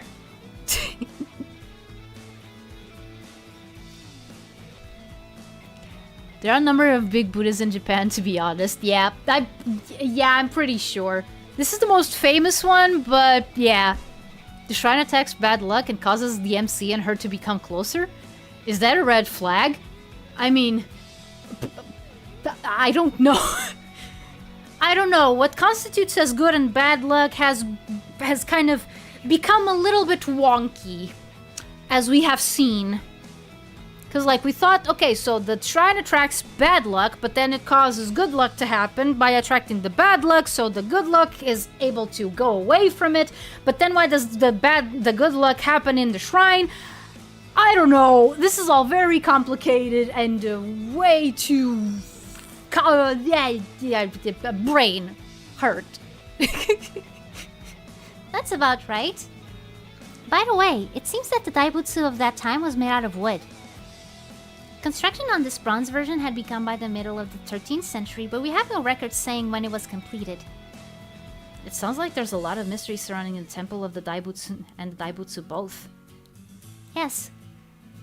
But it's mysterious that something built in that era could survive until the present day too.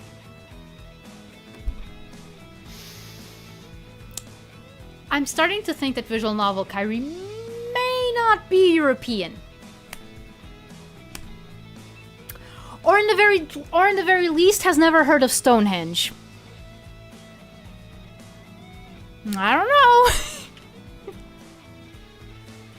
Like, isn't there a lot, like, okay. Isn't there a lot of construction around Europe that has been around since, like, I don't know, pre-Roman times? The Colosseum, the temples in Athens, and I know that these examples are making me sound like my reference pools are super shallow, but jeez. Kairi got to play Aooni at one point. Maybe. What's the genre? What's the genre of Aooni? Pre-Roman is rare. Roman is everywhere. Yeah, exactly. Like, and when was the Roman period? When did the Western Roman Empire fall? Wasn't it like in 500? In 500? Oh man, in 500 AD? Somewhere around that time? Or was it even, no. I think it was around that time. Yeah, then and then there was like... Oh, puzzle game with some scary stuff. Okay. Oh, it's an RPG Maker horror game. Oh, okay. Roundabout, yeah. Yeah, there you go. Yeah, I'll have to look that into it. Actually, I'm just gonna very quick gonna make a list of games to look up. I'm scared and Aooni.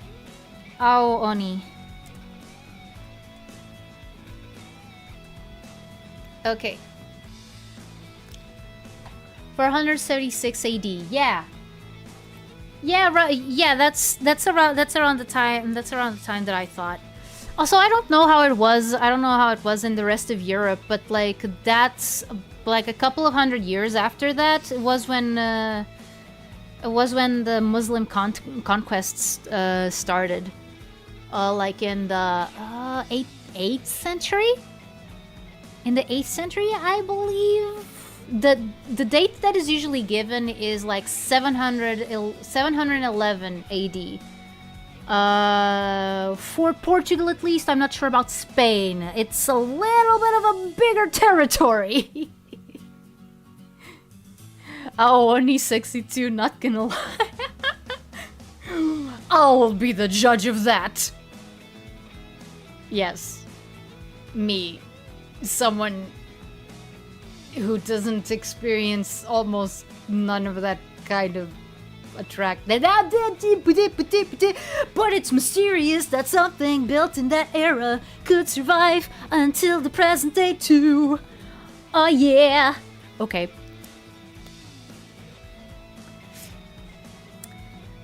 Yeah, that's what spurred this whole tangent about the Roman Empire and stuff. Actually, we do have a whole bunch of pre-Roman stuff in Portugal, which is pretty interesting.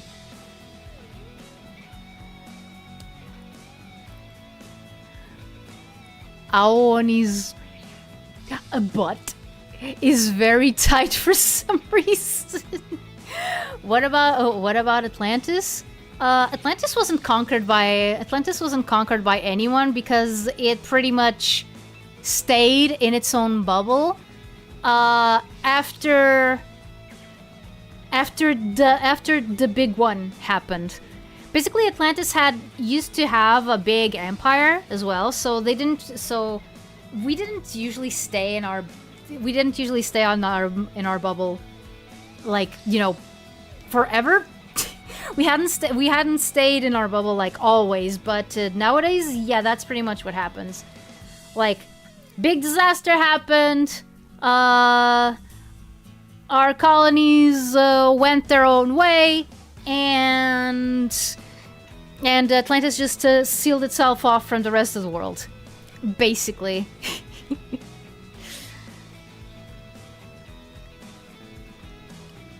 But yeah, Atlantis itself was never conquered by anyone. Kind of hard to conquer when you're in the middle of the ocean, some 1,000 kilometers south of the Azores. I mean, bro, just look at Aoni's back sprite. I mean, I haven't. Let me. Opening the internet. I don't know if it's a good idea, but I'm gonna do it anyway. Woo woo woo. Okay. Aoni. Back sprite.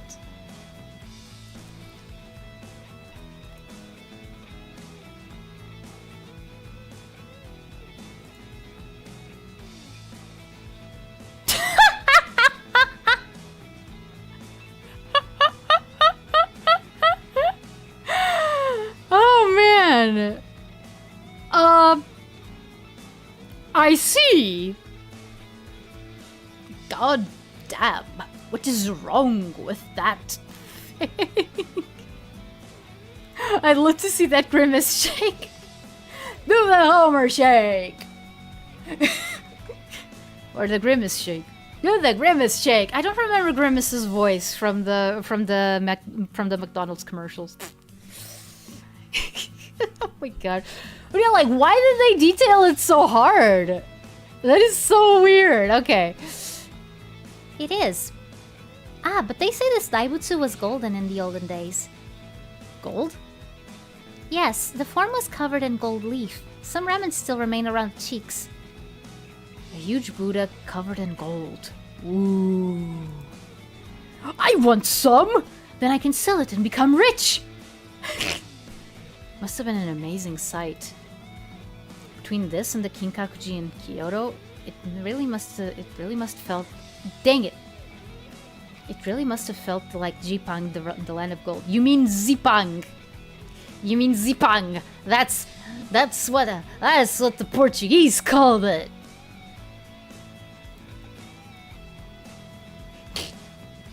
That's right. The Daibutsu is hollow, so you can go inside. Do you want to? Wait, what? Okay, I did not know that.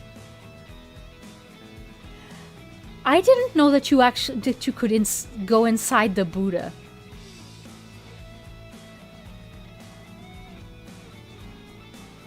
Kind of hard to find enlightenment when I'm pretty sure that the inside of the Buddha is kind of dark.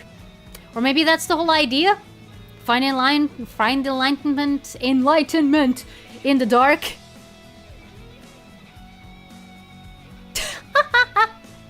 I love how we always go on tangents, lol. You see, talking about the word gold, the term golden age comes from Greek mythology, particularly the works and days of Hesiod, and it's part of... I mean, yeah. Welcome to how my brain works. These games are terrible. These games are terrible for me because of that. Because, like, I just keep seeing things that remind me of other things, and then I have to talk about those things. Because that's how my brain works. Like, if I see something, I have to talk about it. To go inside? Seems like we should, as long as we're here. Are they gonna show us what the Buddha looks like inside? It only costs 13 cents? How did it feel to be inside the Daibutsu? I refer you back to PPA's last comment right now, Makoto. That could be read very wrong. Hi, Toby. Hi, Toby. Canada, eh? Awesome. Wait. What time is it there? I mean, depends on which coast you are. Hello, Toby in Canada.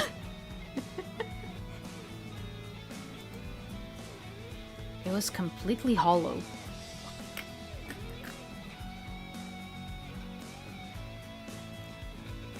You shouldn't say that.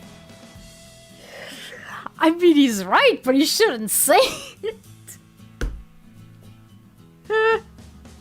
Wow. Anyway, shall we move on to the next location? The next. Oh yeah, 5 hours behind. Yeah, it's okay. It's around the time that I thought. I keep forgetting that time in America is like backwards, not forwards. That's what happens when you don't work with a lot of people from there. Unlike my brother. He works with people from there. He has trouble.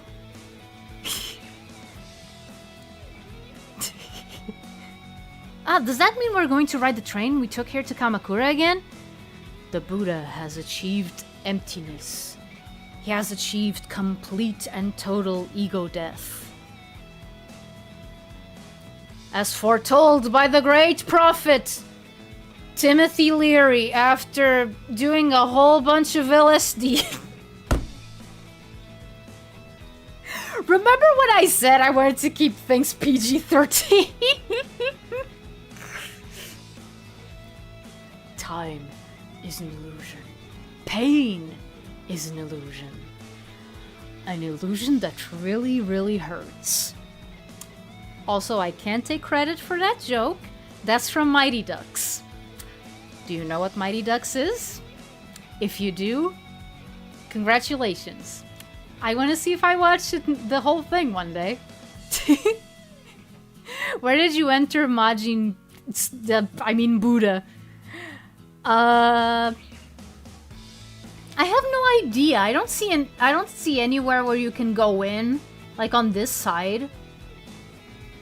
I hope it's not through the butt. Emptiness, hollowness. 7-hour flight. You're right, Toby.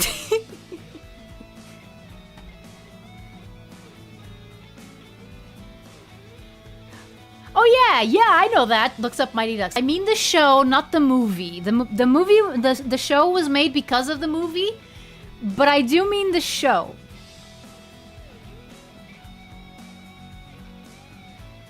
Okay, bye. Okay, bye, Toby.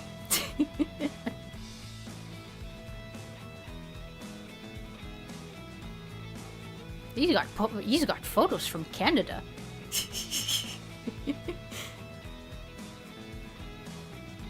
I think I already read this. Doesn't matter. Does that mean we're going to ride the train we took here to Kamakura again? Yes, I think so. Why? Nothing. It's just... It had a different atmosphere from the trains we'd ridden in Tokyo before, you know? I think it's interesting. Oh my god. I see. Huh? See what? Is there something on my face? Do I have a face? I think I do. The whole time you were on that train, you were looking outside and didn't say a word, you know? Aren't you supposed to do that in Japanese trains? I heard that it's rude if you talk to people while they're on the train. Like, even to someone that you're with. Or is that just, you know, the urban trains? You know, the ones inside the cities and not, you know, like, in between cities? Yeah, well, I was just curious. And you were watching me the whole time we were on the train, so...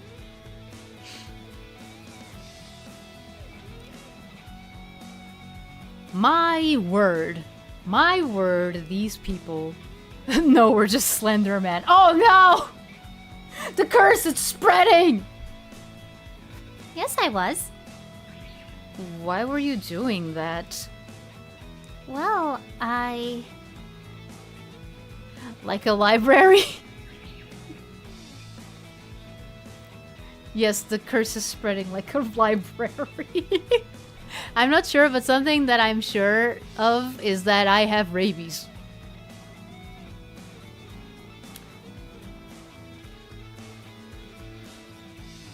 I mean, in some senses of the word, rabies is a curse. Didn't you do it last episode? Do what, Cyanic? Sorry. Makoto did stay quiet for a while, to be fair. Oh, right. Yeah, no, I don't know. I have this idea. Maybe it is only like the trains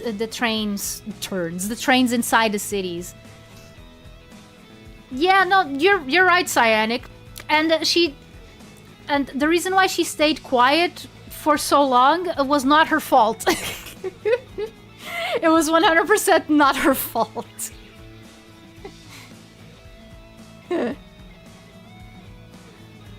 well, You what?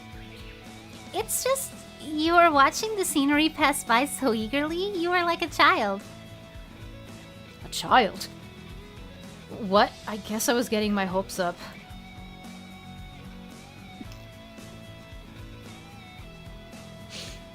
The sky is so dense! Okay. But you can't help it. The train is nicknamed the Enoden, and it has a lot of fans in Japan too. The Enoden? Yes, the proper name is the Enoshima Densetsu. The Enoshima Electric... No, Dentetsu! Dentetsu, not Densetsu! Enoshima Legend. Oh no! Junko's! It's Junko all over again. If you don't know who Junko is, look up Danganronpa. That's all I'm gonna say. I would warn you to be wary of spoilers, though. The Enoshima Electric Railway, but we shortened it to Enoden. It follows the coastline from Kamakura Station and goes through 15 stations on its way to Fujisawa Station. Going one way takes just under an hour. It first began operation about 100 years ago. They say it began life as a streetcar, but it was later converted into a regular train. This is what he looks like when he still doesn't get it.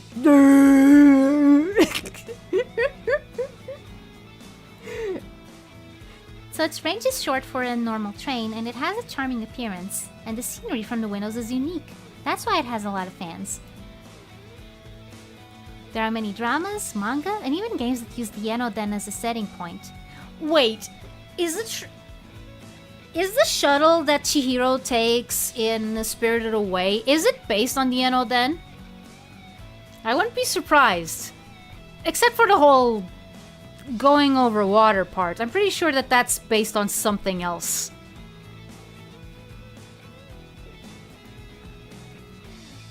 Wow.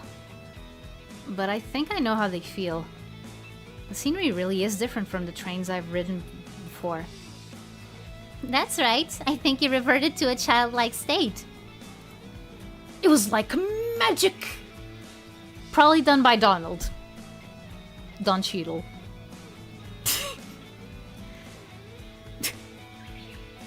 These sounds that he makes.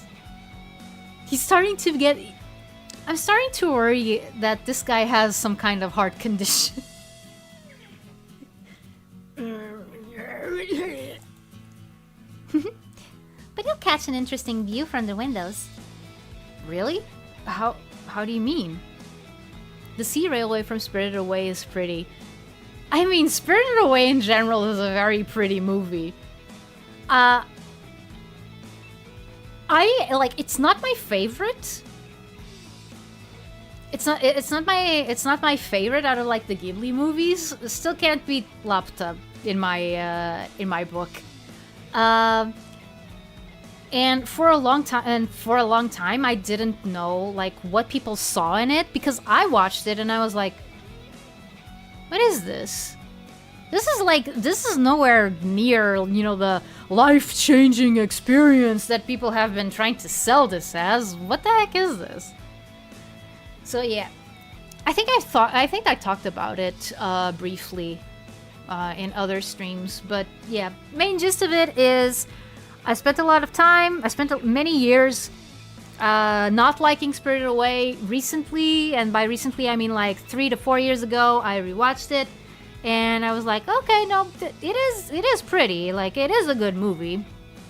Still not my favorite though. Never gonna make it to my favorites. I do still think that it's a little bit overrated though. I think that most of the people who said that it was like life-changing and stuff had never seen an anime movie before.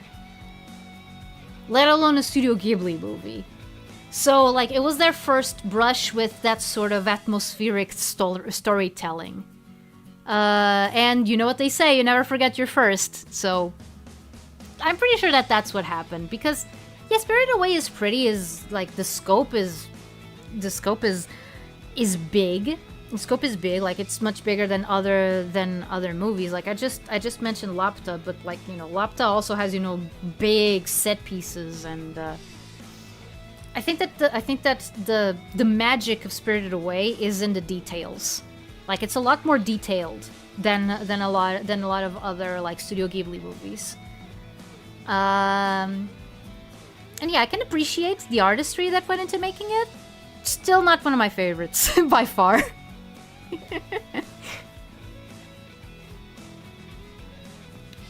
Really? How do you mean?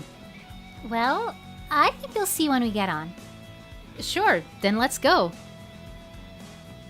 I feel nostalgia towards it because I watched it when I was little. I don't know if it's my favorite. I think Porco Rosso or Totoro are my faves. Yeah, like honestly, I like Totoro better than Spirited Away. I can't say anything about Porco Rosso because I haven't watched it yet.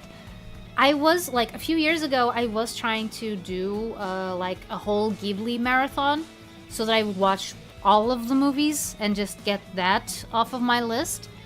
I don't remember where I stopped. I think it was after Totoro, actually. So I included Nausicaa. Even though it wasn't actually made by Studio Ghibli. It was made by Videocraft, which, fun fact, is also the studio where they animated the Rankin Bass Christmas specials, at least some of them. I know that Rudolph the Red-Nosed Reindeer, you know, the Rankin Bass original 1964 Christmas special, the classic. It was made there. So yeah, that's something that is kind of weird to think about, but also pretty awesome. So I watched Nausicaa. I watched. Wait a minute. I'm starting to think I didn't do the marathon right because I didn't watch the Lupin movie. Okay, what movies do I know that I watched? I watched Lapta. I watched Grave of the Fireflies. I watched Totoro. I watched Kiki's Delivery Service.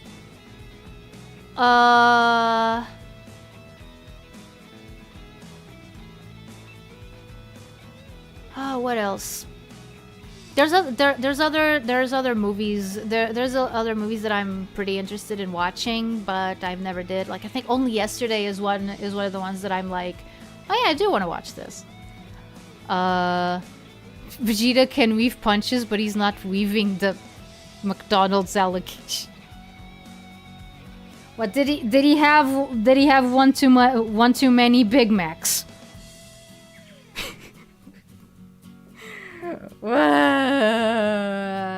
Vegeta, you know better than that. You know it's not good for you. Actually, I'm not one to talk. I eat McDonald's or other fast foods pretty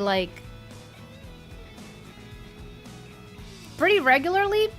One thing that I do like about fast food restaurants is that the doses are just right for me. Oh, it's his hairline. Oh, okay. I mean, there was that one time where he tried to hide it with the Majin Buu symbol, but yeah, no. Ba-da-ba-ba-ba, you're losing hair. Have you ever watched My Neighbors the Yamadas? If you like The Simpsons, I think you'll like it. No, I haven't watched it. What movies did I actually watch? I watched Ponyo. I watched Well Spirited Away. I tried watching Howl's Moving Castle, but I wasn't able to finish it. I had to do something else that interrupted the movie, and then I just kind of forgot about it for, I don't know, 2 years at this point.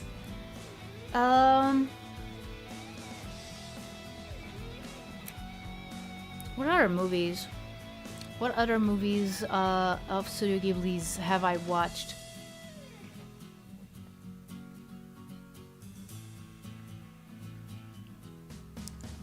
Nothing beats a trashy fast food burger at 10 p.m. when you're too tired to cook. Yeah, no, that is true.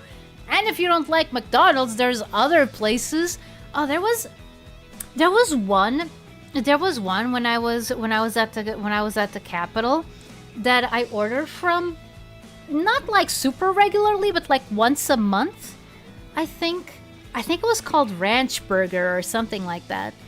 And I had never seen that. I have never seen that franchise before, but it's really good. It's kind of like in between Burger King and McDonald's, you know, in terms of flavor. It's a little bit more like Burger King in that it feels a little bit more like meat, but it still has that sort of McDonald's-y flavor. It's the burgers were good. Oh, and they had great waffles. I love the waffles that they had there. Remember what happened to his hair in GT? Oh no. I have an idea. Let me.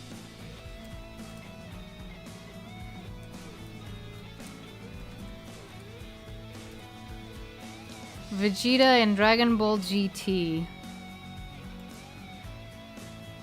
Oh my god! I had forgotten about I had forgotten about this.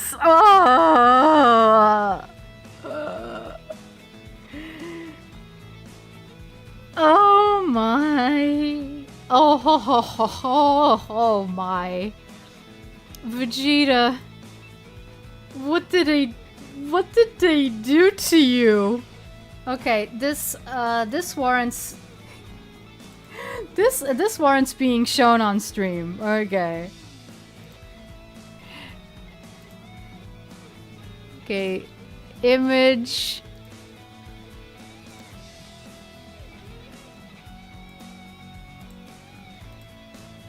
Look at that. Just look. Just look at this.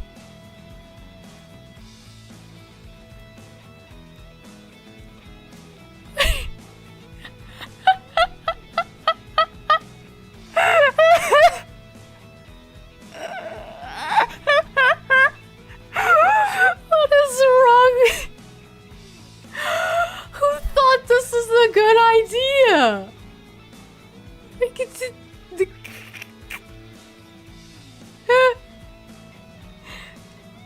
the mustache. Okay. Okay, no. Enough. Enough. I can't keep looking at it. Why is his hair a paintbrush? I don't know. I don't know what it is.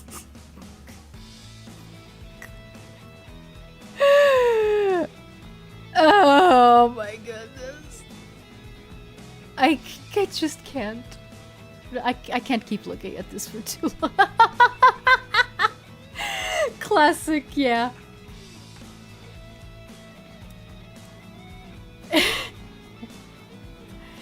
I've read he considers himself an Earthling at that point. I mean, fair, good character development, but did it really have to come with that hair?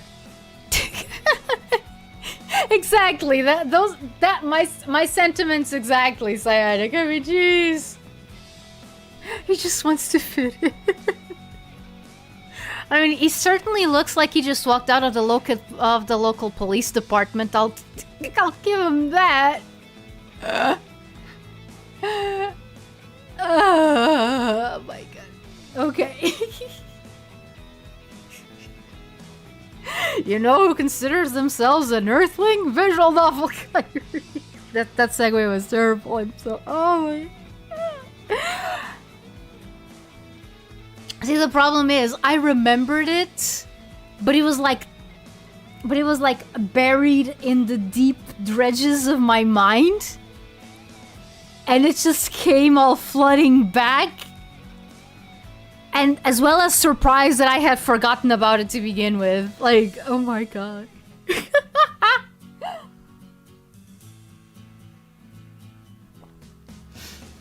He just wants to fit in. He rides a motorcycle, then gets launched out of it.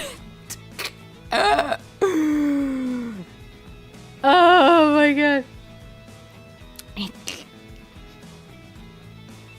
Wait, gets launched out of it? As in, like, he doesn't know how to ride the motorcycle, so he's just... So he just bumps into something and woo! There he goes. Is that what happens? He shaves the mustache mid-series and there's emphasis on it because of course there is. Because of course there is. Oh man, Dragon Ball GT. You're the living end. By the way, you want to know something something interesting?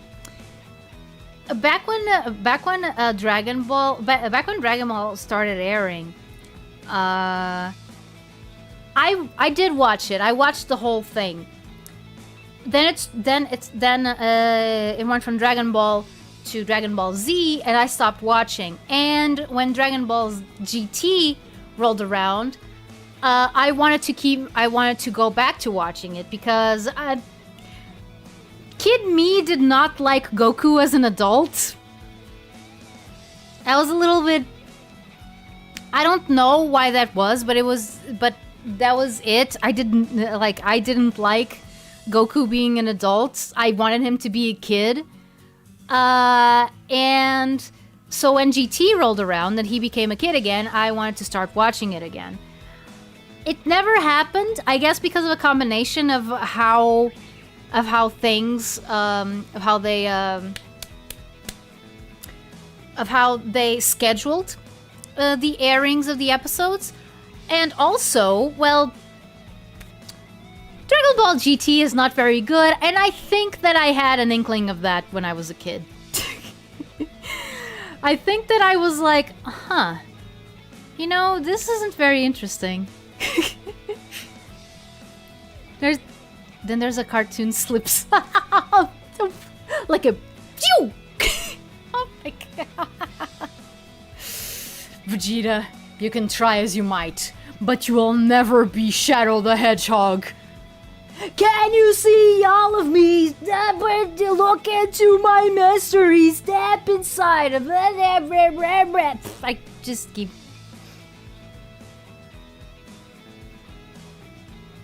I just realized we didn't get any news for Sonic 3, the movie, on Sonic's birthday. That makes me sad.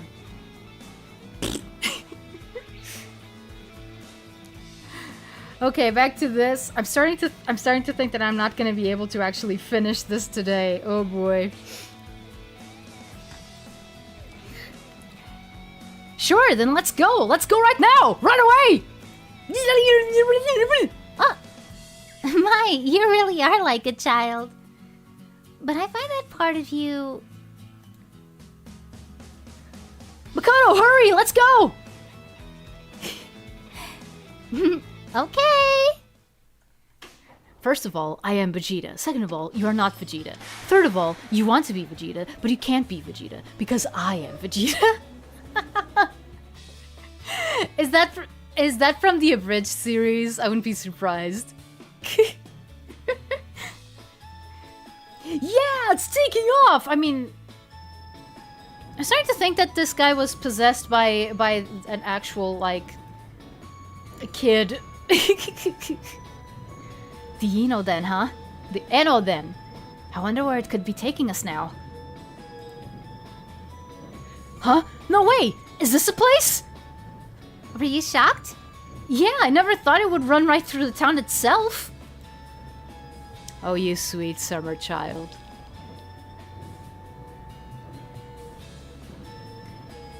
It's from the cartoon rap battle between Shadow and Vegeta. I mean, yeah. Can I just say that that's one of the stupidest things that Sega did? Like, tell their writers, oh, Shadow is Vegeta. Make him Vegeta. No. Shadow is not Vegeta. He may be based on Vegeta, on a couple of things. But he is not Vegeta. He does not have the same attitude as Vegeta. Like, you had a whole game exploring his character. What is wrong with you? Ugh. That's a talk from some other time. We were so close, I think I could have opened the window and touched the walls of a house. Right. Right, this isn't something that usually happens, right? Okay. Like, in the capital,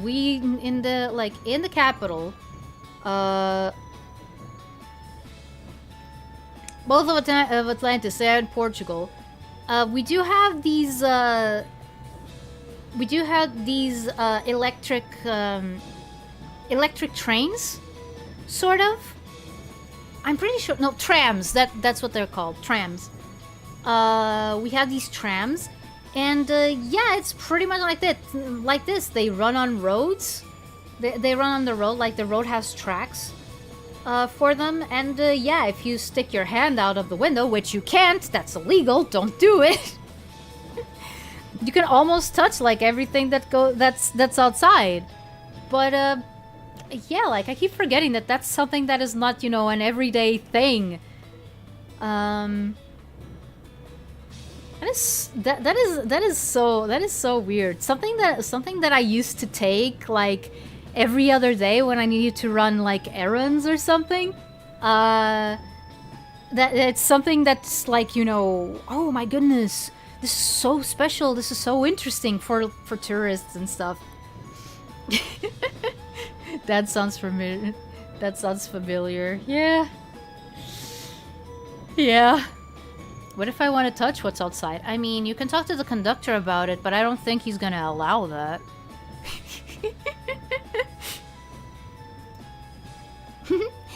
But there are more surprises to come. In just a minute.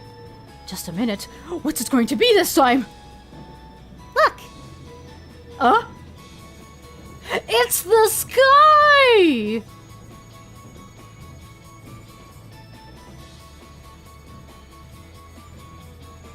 Why don't you show that game? Okay. That's amazing! The moment we passed out of the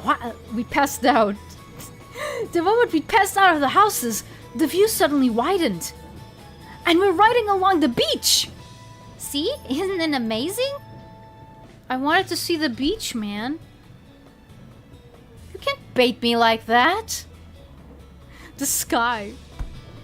They're saying there's a beach, but I can't see it.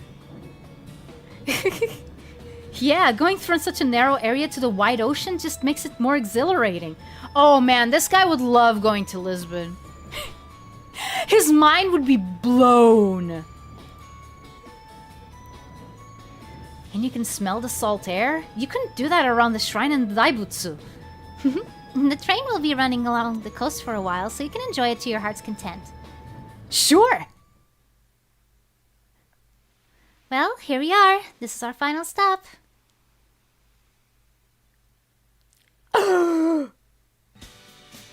It's the beach! Enoshima! Enoshima. This area is known as Shonan. It's a famous resort for the Tokyo area. During summer, it's filled with people enjoying the surf. Wait, enjoying the surf? Is that how it... Is that how you usually say it? Yeah, whatever.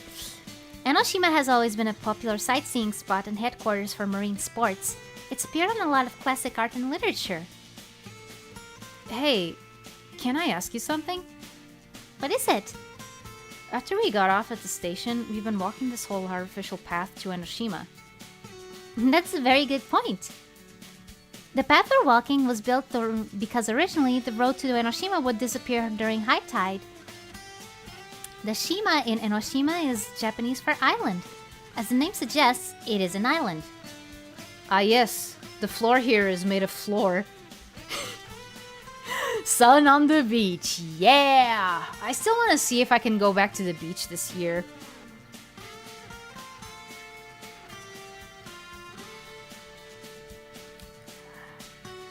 Because 5 days, just 5 days? Okay, it wasn't actually 5 days. Because just a week isn't enough. I want more. Yeah, the surf works. Oh, okay.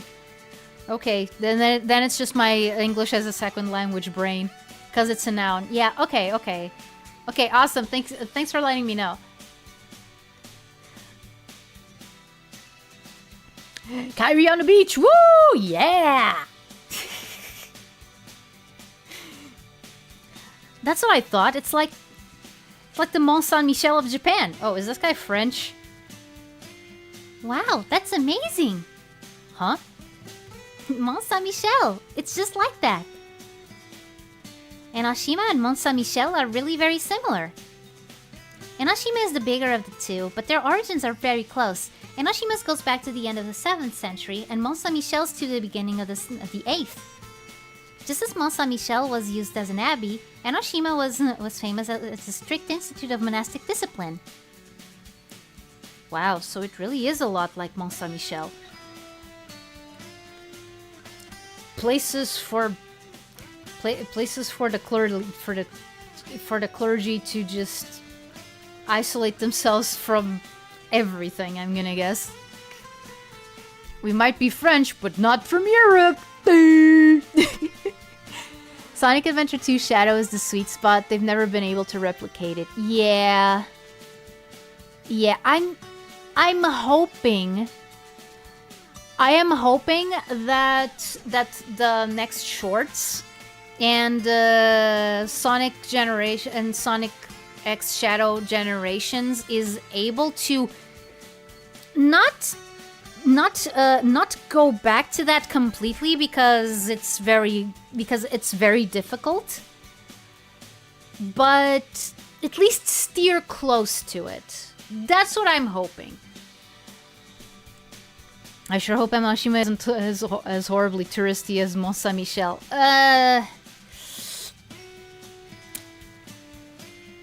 Somehow I doubt that it isn't.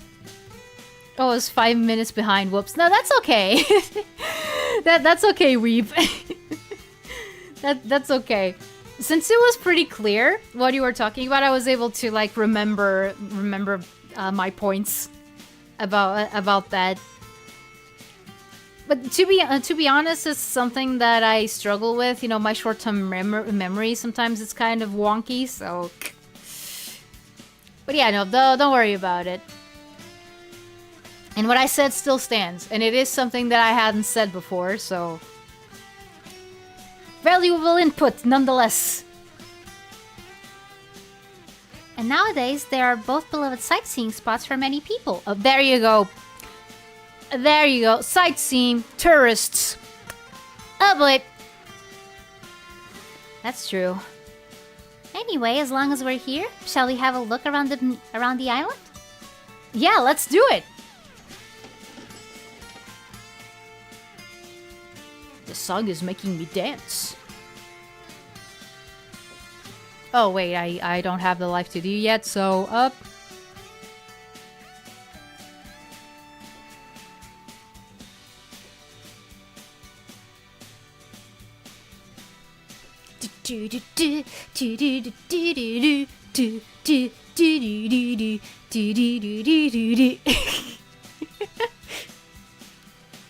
And that was a musical interlude by Kairi Akira. Now I have to put my cursor on the right spot again.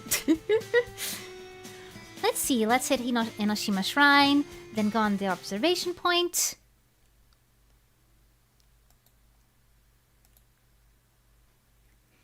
Very nice. And it's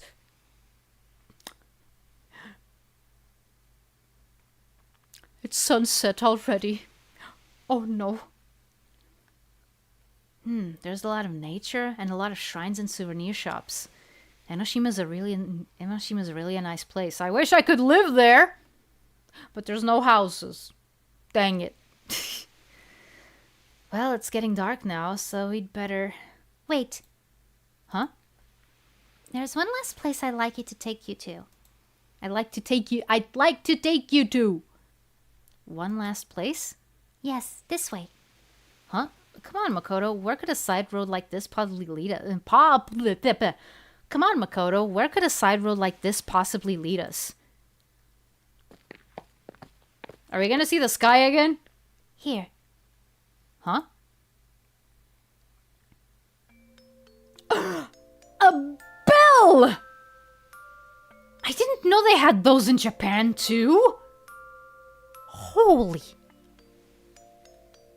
That's amazing. Whoa.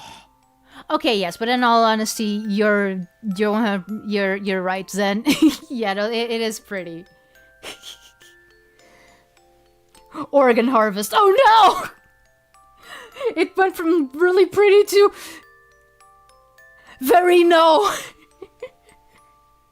It's here. Forsen, please. Japan owns bells? Is this real, chat? I mean, I know they have, you know, those massive, like, bronzong type bells. But this is, like, unseen. This is, like... Hi, Hossa, by the way. That's my second guess for a side alley Zeroti. Yeah. The bell made this entire trip worth it. I know, right? Look at that. It's so amazing. It's so pretty. Get that hair out of my way.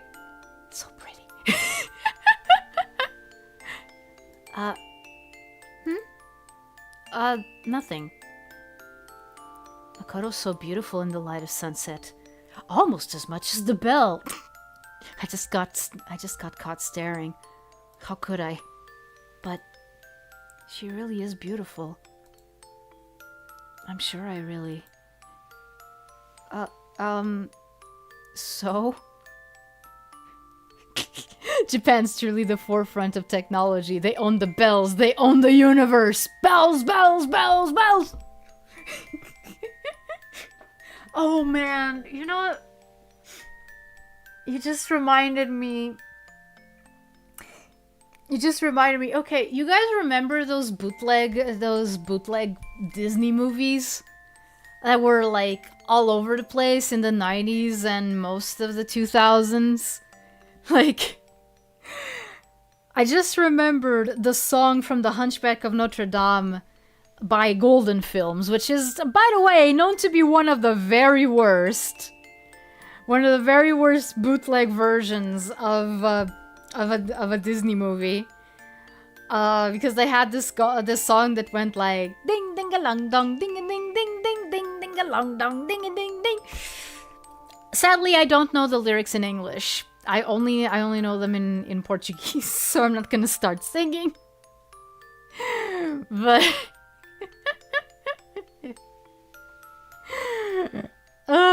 way to ruin the scene, man. She thought the scene was pretty, but I thought she was prettier. I don't know what an e-boy laugh sounds like. Truly the belle of the stream. Indeed. So? Nothing. While we're here, I thought we might ring this bell together. Oh, so the bell is important! Excuse me? Hey! Excuse me. I might be allergic to bells. Here? This is called the Ryuden bell.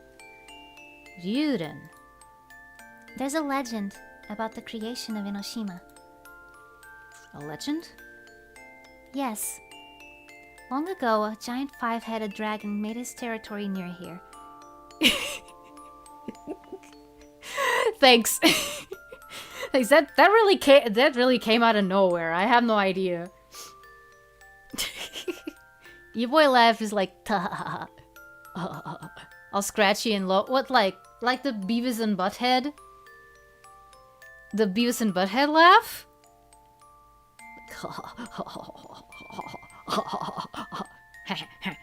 Not that one. That's Beavis.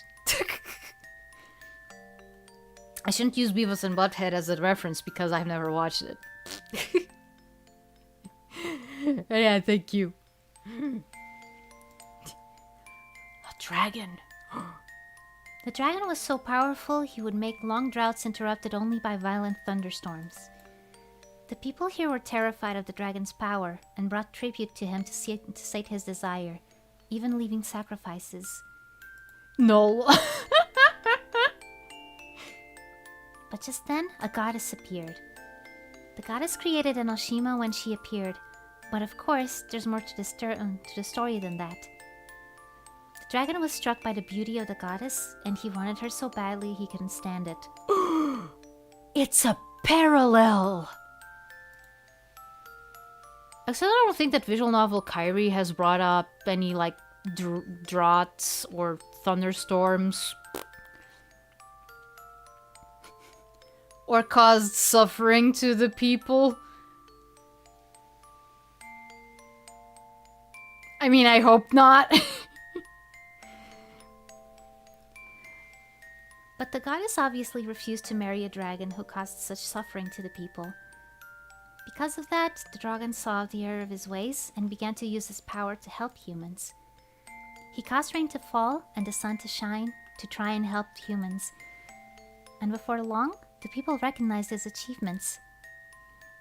The dragon was gladly able to marry the goddess. The goddess. Dang it. When the dragon exhausted the last of his power for the humans, he turned into the mountain here on the island so that he could stay with the goddess forever. Soon enough, visual novel Kairi. You did talk on the train a lot, yup. I deserve to be punished for such a grievous breach of demeanor. Conduct. Do it for the lols. Visual novel superstar idol Kairi. Oh yeah, I'm gonna ring the bell. Dang, dang, dang, dang. That's the legend of how Enoshima was created. I never knew the island had such a romantic creation myth. The name Ryuren Bell means dragon's love bell. Okay, visual novel Kairi, if after all of this you still can't catch a hint, then I'm sorry, there is no hope for you.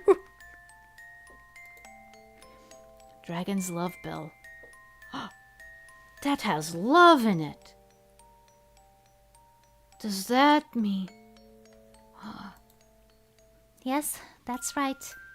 And so? And so? And so? I got it! We ring the bell to honor the dragon's love! Huh?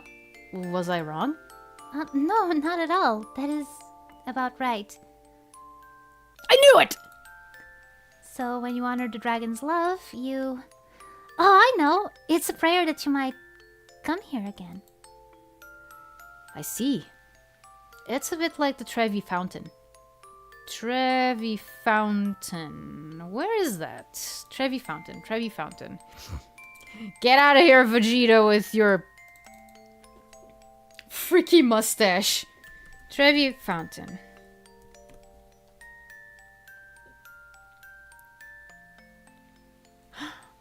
Oh, Fontana di Trevi. Okay, it's okay. Is this in Rome? Oh yeah, okay. It's in the center of Rome. Okay. Okay. See, he knew something that I didn't. Oh my Kami. That's right. Okay, then I'm gonna ring it. With no regard for anything else. Oh, wait! Huh? We should ring it together.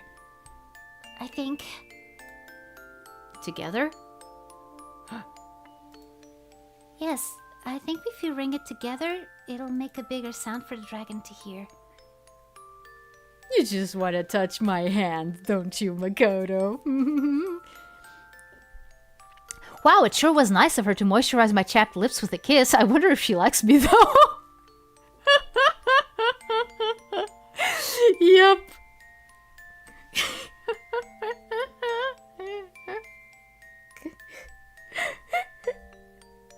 Yeah, at this point I wouldn't be surprised if that actually happened. Only the most famous fountain on Earth. Sorry, I'm not up to speed on fountainology. I do know one fountain, but it's not nearly as big. Oh man, the name did sound familiar, but I was really not seeing it. I see. That does sound better. And if we ring it together, maybe it'll mean I can come here with Makoto again. And we can touch hands. And then I'll be pregnant. Wait, what? Okay, then let's ring it together. Okay. Okay, here we go. You already said that, Makoto, but okay. Okay. Heave ho!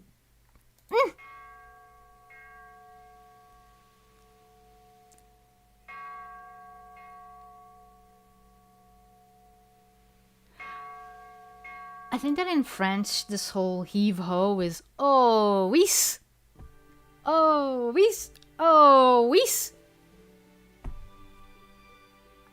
I know that because of an Asterix movie, to nobody's surprise. Makoto, I don't know if I can just go home like this. I need to tell Makoto how I feel, but I have to go home tomorrow too. The internet would keep us together, but we'll be far apart in reality. We have less than a day left together. Even if I told her my feelings now, it would just trouble her. So... It was a lie. Huh? Please tell me that this doesn't turn into Higurashi. It was all a lie. A lie? What was? I lied when I said you rang this bell to ensure you return to this spot. Huh? But then... Do you remember what I said before? About why I started studying English? Yeah, you said it would be a useful skill to have for the future. Yes, that is certainly the reason why I started studying English at first. And it was my only reason for so long.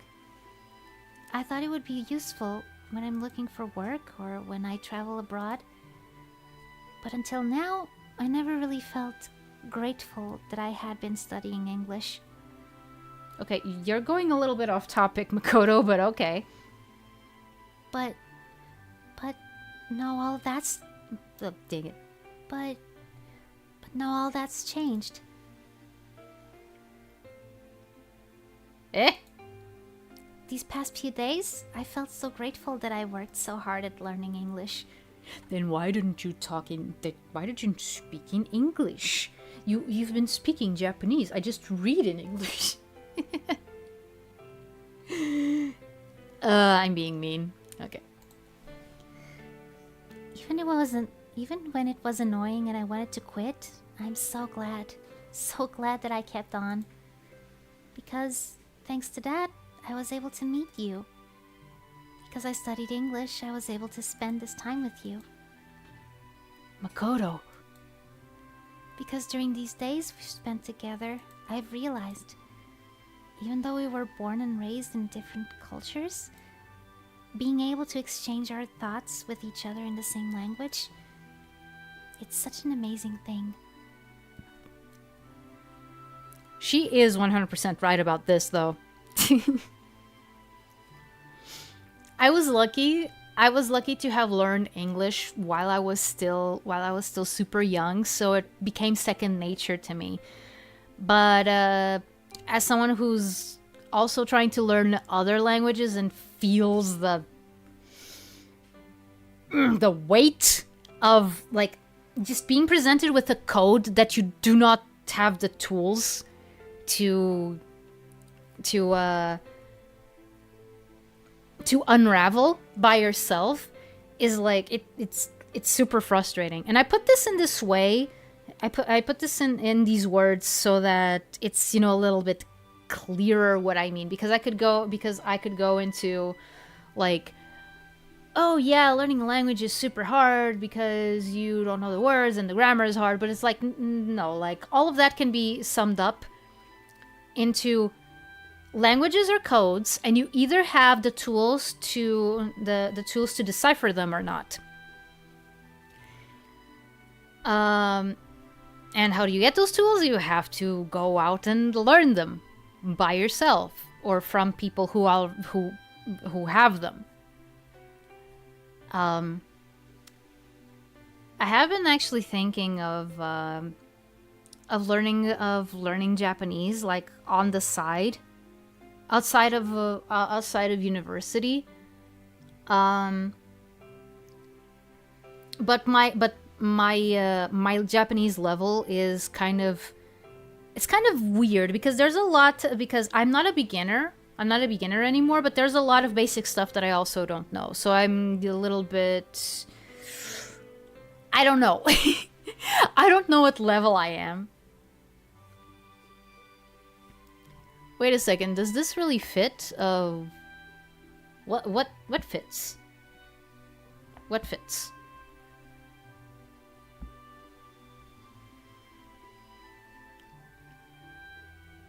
I don't know. Sorry. Oh, hi, Kiba. We're being visited by one of the cats. Hello. Hello, Kiba. Meow, meow, meow.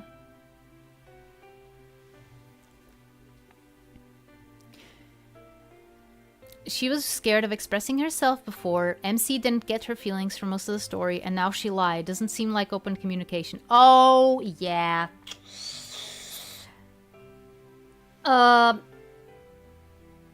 Okay, visual novel Kairi, buddy, I think that there's some red flags. I mean, it's not like she can't work them out. But something to keep in mind.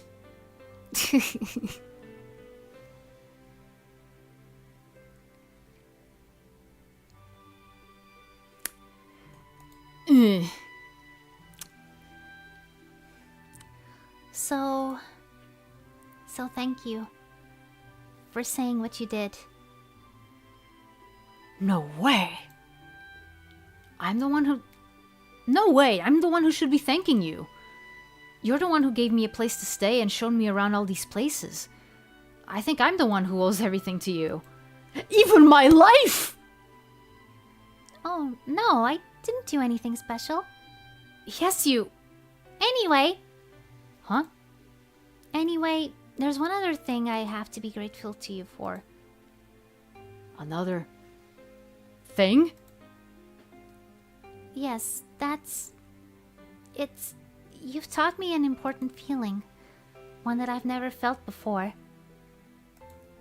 An important... feeling. Constipation. I am so sorry.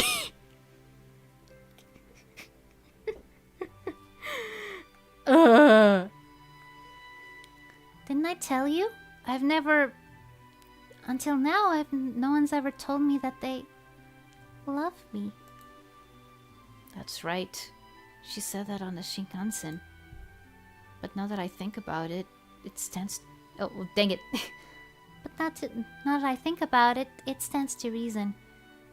Because I've never told anyone that I love them, or really ever loved anyone before. Including my family? No, I am not going to assume things. No. No. It's arrogant to expect someone to love me when I've never thought that way about anyone else. It's so simple, but I never realized it until I met you. Yes, I think I realized it because I met you. You taught me that I should find someone special. That is not you, probably, I don't know. Is this what I think it is? To become happy forever. Huh? That's the real saying about the Ryuan bell. The Ryuren, damn it. That's the real saying about the Ryuren bell. The real? We really need to bring back the Greek vocabulary distinguishing different kinds of love. Yes! Yes, we do! So bad, because people just keep using the same word for everything, and it just gets so confusing. It muddies the waters. The real... Yes, if you ring this bell with someone you love, it's a promise to find eternal happiness with them. What did you just rope me into, woman? I knew it. Makoto really does. Mako... I'm sorry, I'm just rambling. Huh? Because she's an anime girl. Of course. It really is getting dark, though. We should head home. Wait, Let's go! Akira will worry about us if it gets too late.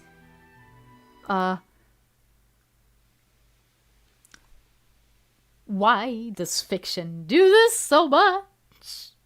Why? I mean, I know that we still have 1/2 a day. Makoto. Why? Was Makoto saying that about me just now? But if so, why didn't she hear me out before taking me home?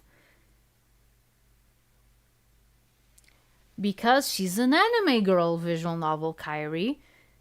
Anime girls don't like being direct about their feelings because the episode needs to just go on. And if it goes on for that episode, then maybe it goes on for the next episode. And if it goes not to the next episode, then it can go to the next episode. And then you can have an entire series based around this conflict that could be resolved once and for all if someone would just talk. But no, we need to keep it going for as long as we can move merchandise off the shelves. Or get people to read the manga. Whichever comes first. I take this back to White Dwarf comment, this guy's a black hole. Yep. With some little thingies, some little slivers of brilliance in between, but... Oh, hey, it's the Konbini sky! In the end, it doesn't even matter! No.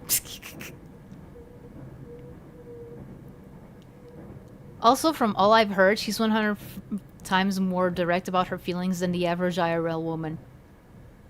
Then maybe that's why that's such a common trope.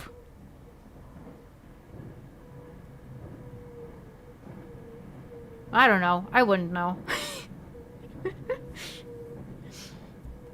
Again, I can't really say much about, relationships and all of that because never been in one. Never been in one. Not really my thing. But from what I remember, some people talking, like when I was at school and stuff, yeah, sometimes I went like, why do you even get into those things? It feels like so hard. Yeah, I'm starting to get it.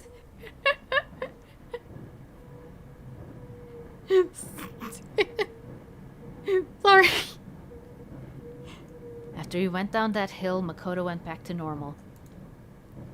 As if everything she had said on the hill was just a lie. Get out of there while you can, visual novel Kairi, before you become too attached. Because she's not open about her feelings, which apparently is most women. Maybe this trope is meant to represent IRL dynamics, but in a way that male readers can actually understand what is going on. Probably. Again, I'm not too well versed in like romance writing and stuff, but that is definitely a good guess. I mean, if someone asked me to write like to write relationships or something, I think that unless I had to pad something out, unless I didn't have to pad something out, I do think that that this is kind of the way that I would go about it. Maybe not to this extent, though.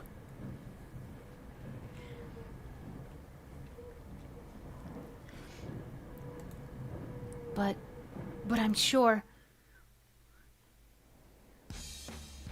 Ta-da! Wow, that's amazing! Isn't it? I figured I'd exert myself a little for our last date together. But those were definitely Makoto's words. Huh, wait a second. I said wait a second. What is it? Is there something you don't want to eat? Or you just don't want the food I made? What do you mean? I worked so hard on this. Stop making an expression like you're sucking on lemons. Sorry, I'm just a little lost in thought. If you don't want to eat, if you don't want it, you don't have to force yourself to eat it. I'm eating. Your cooking is delicious, and I want to fill up on it, so I won't forget it. So I won't ever forget it after I leave. Well, if you insist, I'll just let you eat your fill.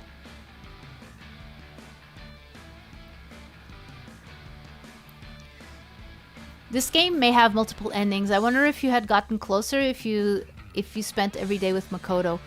Probably. There was one day. There was one day that I spent with Akira, right? It was so long ago. I already don't remember.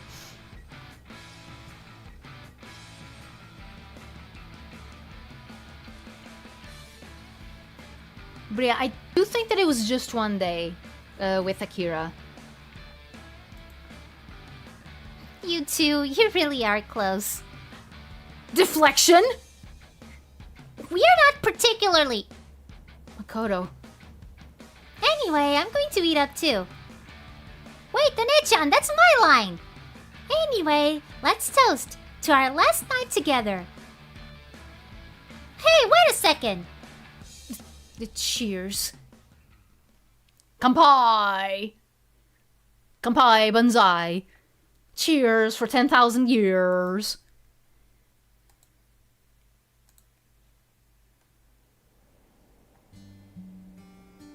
Phew. That's no good. I can't sleep. And the more I think about it, the more awake I feel. Even though I have to get up early tomorrow. How on earth did things turn out this way?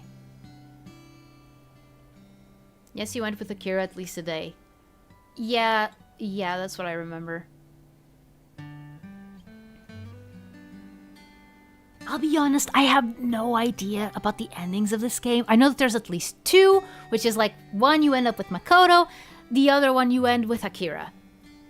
And that's the only thing that I know. I don't know if there's like any nuance to that.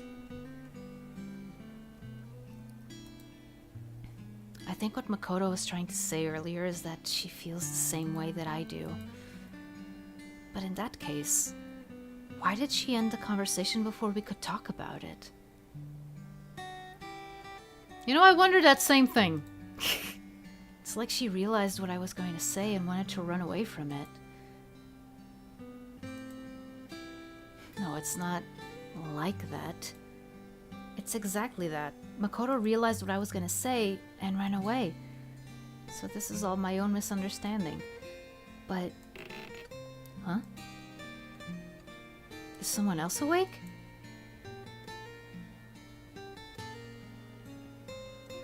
Yeah, no, the only choices that I remember are where you want to go, like in the first few days. Then the game railroads you into going to Kyoto and then Kamakura, which I am pretty sure was only because I was already close to Makoto.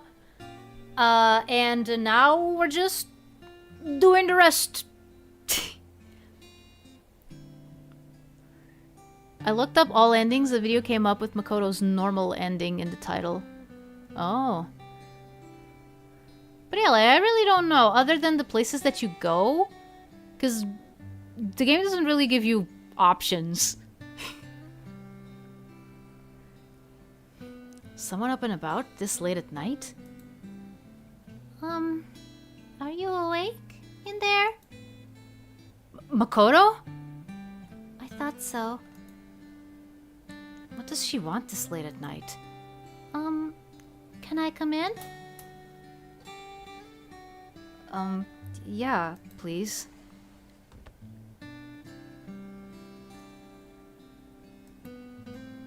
Makoto. You look tiny in this room. Sorry. Sorry. No, I'm the one who...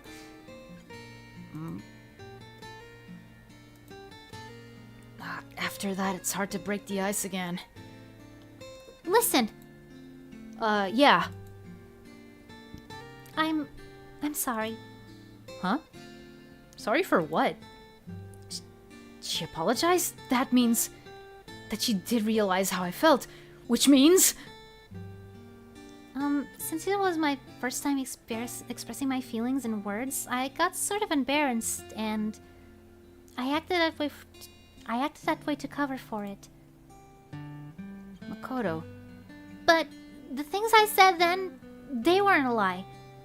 Except for that bell thing. Yeah, I did lie about that. Sorry. I really... Makoto. Huh? Can I tell you what I meant to say to you back then? What you meant to say? Yeah. I'm going back home tomorrow. I don't know how long it'll be before I can come back to Japan. Because it's expensive!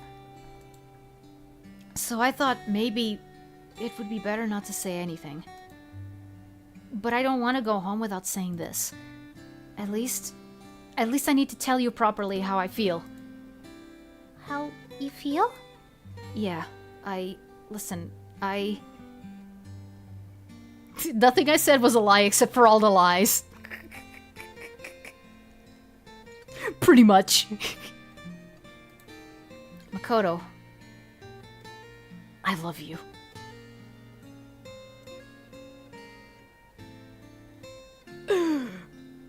He said it! He said it! Holy crap, he said it! Hi, Zark!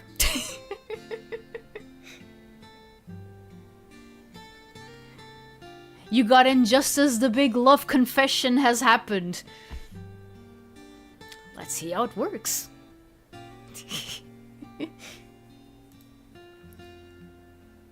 No way. It's absolutely true. I would never lie to someone as amazing as you. Ew! Ai, ai, tantos ais. Ai, ai, ai, ai, ai, ai, ai, ai, ai, ai. Yeah, I know, Zark. They keep referring to themselves a lot. But that's... It's not a joke or an attempt at being kind. It's how I really feel.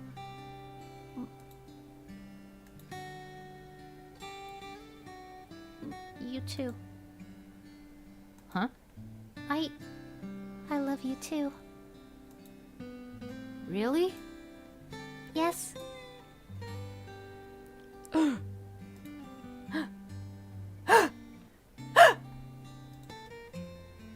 Makoto! I love you. I'm in love with you.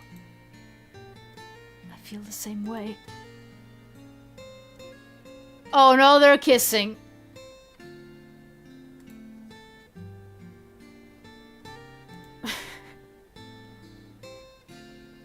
I thought this game was PG-13? With a bit of ecchi? We're not gonna get sexy time, are we? I don't want sexy time.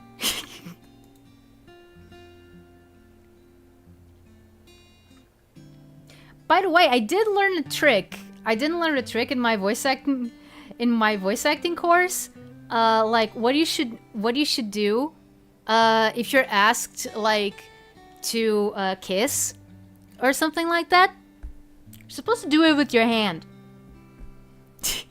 I'm not gonna do that. I'm not gonna do that right now. But yeah, the microphone registers it, you know, as legit. Oh no, it's time. No!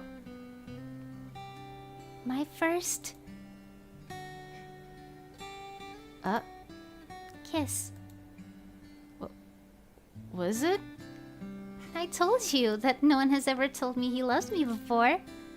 So of course I've never been kissed. I see. Makoto? What is it? I love you. I already said that. Yes. I love you too. And then Akira is like, what the heck were you two doing yesterday night?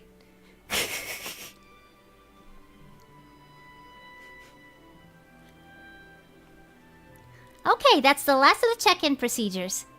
Yeah, my luggage is checked in. Now I just have to board a plane. I have to buy 2 extra suitcases for all the gifts I want to give my folks back in Europe, USA. That. This might be a 2 behind the scenes question, but are VO lessons in person or online? They were in person. They were in person. Me and my brother, we were taking them at the same time. And they're already done. They ended back in the last week of June. And me and my brother, what we did was every week we would drive there for 2 hours. And then we would stay at a hotel and come back on the day after, because they were pretty late in the day, so we could go like on one day, have the lesson, stay the other day, have the lesson, and then on the day after we would drive back. So yeah, and we did meet a lot of interesting people. both our classmates and our teachers. We got to meet some veterans, actually, from, the voice acting industry. Dubbing industry, because what they do mostly is not voice acting, they do dubbing. Voice acting is involved, but it's not the only discipline. She loves you too, good band girl. Yup. I love you too, man. They're like super awesome. Aren't they like Irish or something? Nice, congrats on finishing. I remember you mentioning them a few times before. Yeah. By the way, I did pass with. I mean, we didn't get graded. We didn't get graded at the end, but we did get some recommendations, and all of the teachers said that I was pretty much ready for the big leagues. All that I need now is actual experience. And you can only get experience once you actually start working. So yeah, I do need to contact the studio, because I was wondering. I got some of the samples that I recorded there, and I wanted to know if it would be better, for me to send my samples to other studios to try and get work. If I should send the raw samples, just my acting and all of that, just the raw files, or if I should pick some of the best lines from each one and make sort of a small demo reel. Because I really don't know. I heard arguments for and against those things some other times, like a few years ago. I don't know if things have changed that much in the meantime, which is why I wanted to make sure before I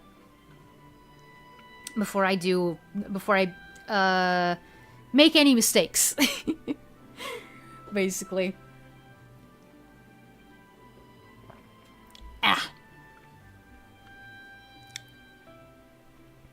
But yeah, it was a lot of fun.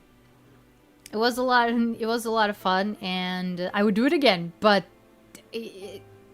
right now that wouldn't help me anymore, because I've already learned most of what there is to learn. Oh, there is one thing that I have trouble with. I still have trouble with laughing on command. Because you've probably noticed on stream, but my natural laugh is very I suck the air, basically. My normal laugh is not like a ha ha ha ha. It's more like a something more along those lines. And that doesn't fly for voice acting. It just doesn't. So I have to train my laughs.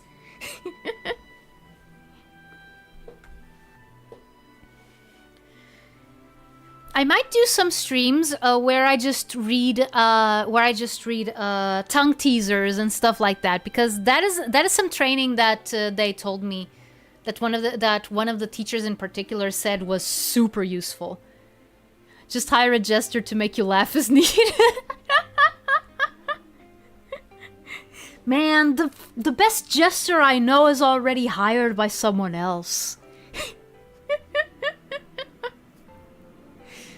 I know USA dubbing generally prefers demo reels, but yeah, no clue how they prefer it over there. Yeah, exactly. I think that's also something that was a little bit confusing. I was used to hearing how the US prefers it, but hey, this is not the US. First of all, it's a much, much, much smaller market than the US. So that alone is enough for it to be a little bit daunting, because almost everyone knows everyone else, and it's kind of and like I said, since a lot of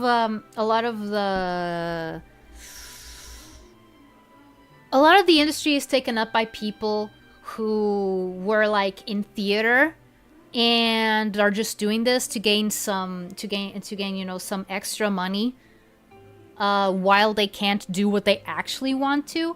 That's one of the things that makes this a harder industry to get into, because I mean, in a lot of things, it is a competition, and you're basically competing with people who are, 1, trained actors, 2,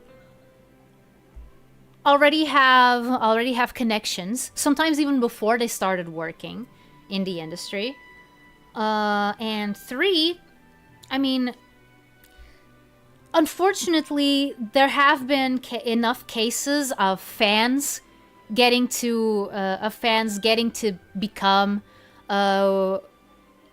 dubbing voice actors who have not conducted themselves properly. I don't mean like, any sort of scandals or anything like that. Like sometimes you see in the US dubbing scene, we had something along those lines. I don't know, a week or so ago. Like, I'm not gonna get into that. If you know, you know. But yeah, like, people either like letting it get to their heads, like, oh, I'm a dubber now, I am like super important, and you shouldn't treat me in any way other than the way that I deserve to be treated because I voiced this one character. And they're like super important. They're not. Or stuff like breaching NDAs. Granted, a lot of times they don't really give you NDAs to sign. So they're betting on your good faith to not like disclose any information to any outside parties. Yeah, there's even actors who are blacklisted just for asking for advice on the internet. So yeah, that's because the brands saw them as a threat. And in those cases, it's like super unfair. Because they were just trying, because they knew that there were fans of the thing that they were dubbing, and they were like asking the best way to go around it from people who knew. And some brands see that as a risk.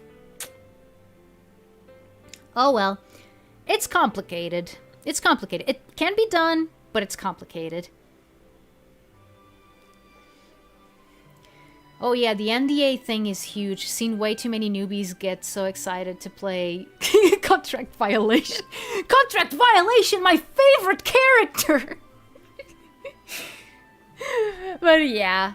Yeah, no, exactly. I know specifically one case that it was exactly that. Like, they got handed a role, and I don't know, like, remember, we're talking about dubbing here. We're talking about dubbing here. So we're dealing with, most of the time, we're dealing with stuff that has been out in other parts of the world, but not here. But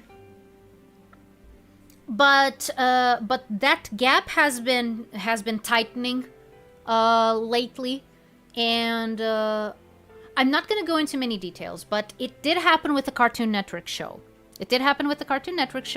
Someone was super excited to play a highly anticipated character, and they went and published something on social media that they shouldn't. They got blacklisted. They got blacklisted from that studio. Because, you know, how are you gonna explain that? How are you gonna explain that to the big boss? In this case, it was Cartoon Network, but it could be anyone. It could be Nickelodeon. It could be Disney. It could be Netflix. Sometimes that also depends, but I know that Cartoon Network and Disney are especially bad when it comes to that. Well, bad / you know, they're just protecting their IP, you know, like, let's not allow leaks, that sort of thing. But yeah.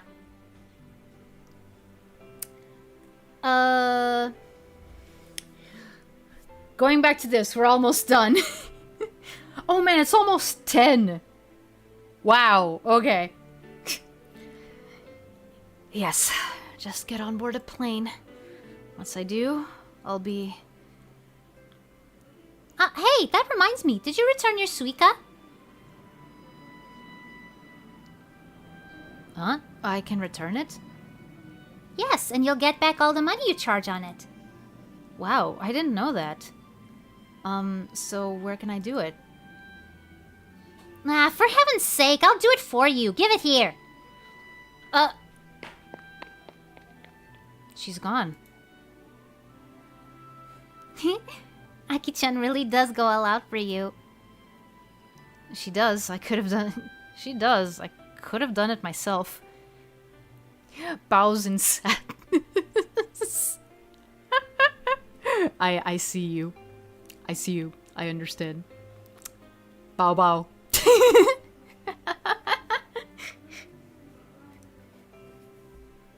What? Demoralizing, but also understandable. Loose lips could be a huge deal depending on the project. Yeah, I have worked on some stuff where I was like strictly forbidden from talking about it in public places. So yeah, like and even then sometimes they're not even safe. Like when I was working at the translation agency, like, you know, in the video game translation thing. I ended up watching some stuff from a very anticipated game that I didn't know were spoilers. So I talked about them. So I talked about it in my house, you know, with my brother and my mom, because I know that they are not going to like say anyone. They understand these things, and I'm just like, eh.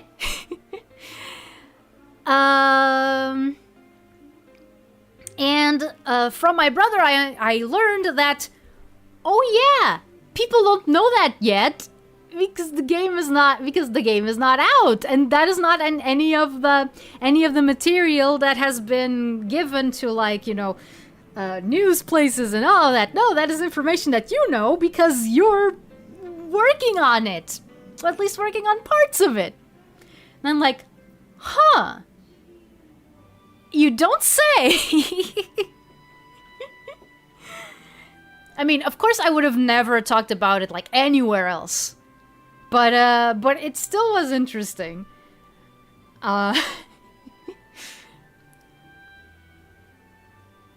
Sonic Forces trailer. Oh yeah. Yeah, actually no, I would see that. I would see that and raise you a no. Sonic Forces never really looked very good. Infinite looks cool. The random bits of legitimately useful info in this game are still funny. Kind of charming. Yeah. Yeah, no, like this game, there is a reason why this game is so popular. And the reason why some of the people involved with these characters have made it so big. Bow bow.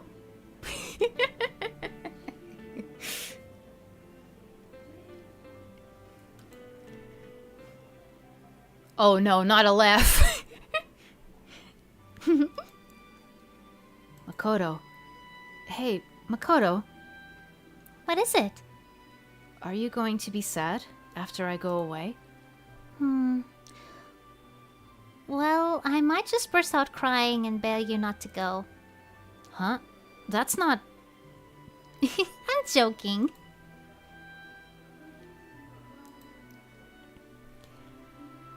It would be a lie to say that I won't be sad, but I'm not too worried.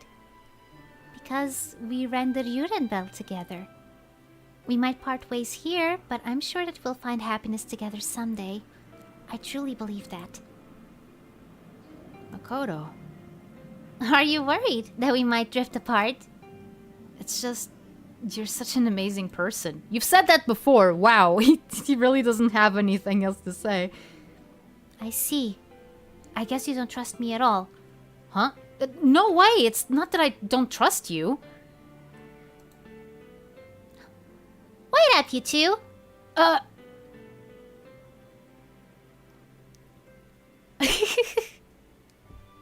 That voice, bro, sounds so good. Thanks. Francisco Carneiro Airport. I just had to remind me of the irony of naming a whole airport after someone who died in an airplane accident. Incident, actually. It was caused by something specific. Being very careful with wording, but hearing these voices was a trip. Wait, is that? Yeah. Yeah. I had no idea before they debuted. I'm just gonna say that. I had no idea of the whole context. I was glad to learn it though.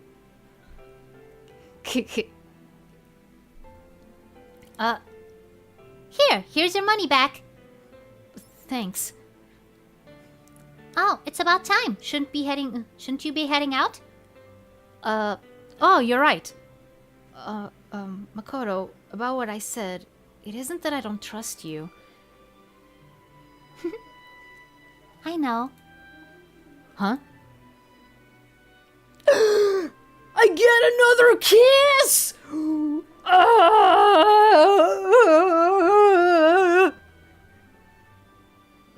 Guy's gonna flip.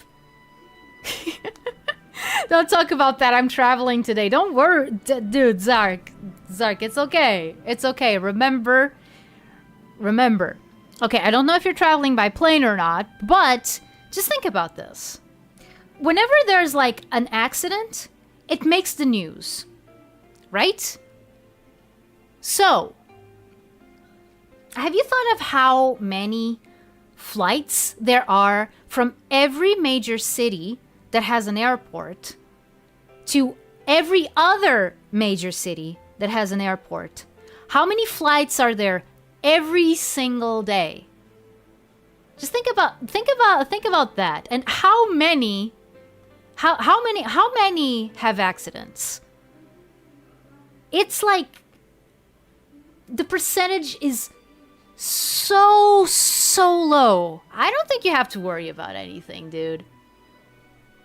Go ride your plane with pride and gusto and enjoy the salty peanuts. Do they still have the baggies of salty peanuts?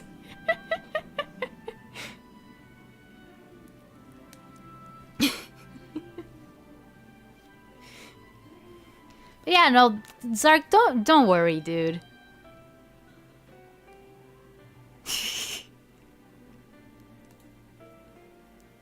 Wait a minute!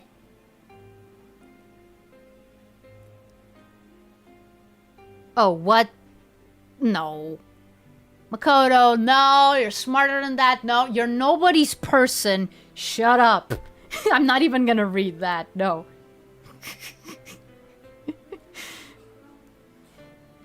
Makoto. Wait, you two, when did you start?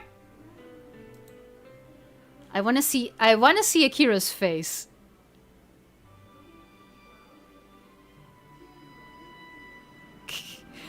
I was a minute behind. That explains a bit. Going with Miles' Tales, I'm fine. Yay! Awesome! Schwack! That's right. We were born and raised in different cultures. But this, our love sprouted here in Japan. And that will never change. So, I'm sure we'll see each other soon. yeah. Promise me. I'll be waiting. So we don't need to say goodbye. I won't say goodbye. Oh my goodness, they're reading each other's minds! Or, well, Makoto is reading his mind. I don't know about visual novel Kairi, honestly. Until the day we meet again. Oh, come on! Hey! Just what were you guys up to while I was away? And now everyone laughs. At the ending. Go, go, Nippon! My first trip to Japan was kinda weird, actually. I do remember I started playing this game because I was overcome by a wish to go to Japan. By the way, I'm visiting JoJo. Oh, awesome! This scene is very, please visit Japan for your next vacation worded. Yes. You'll find true love. Just don't fly over the Andes. Oh, I know.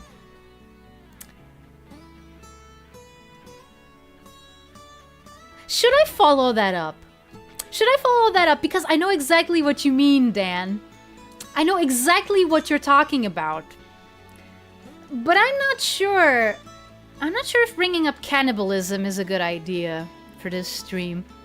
I mean, granted, it was very wholesome cannibalism. Why am I still talking?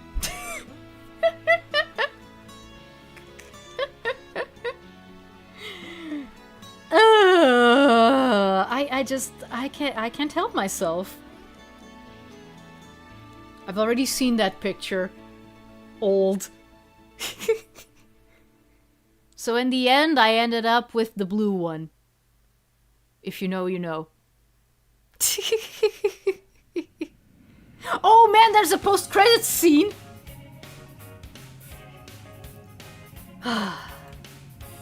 It's no use. My dream is finally coming true. I planned to sleep on the plane so I'd have plenty of energy. But I haven't felt... Wait. Is the game starting again? Is the game starting up again? But I haven't felt the slightest bit tired the whole time. But now... I suddenly feel totally exhausted. But we're now beginning our descent. We ask you to fasten your seatbelts at this time.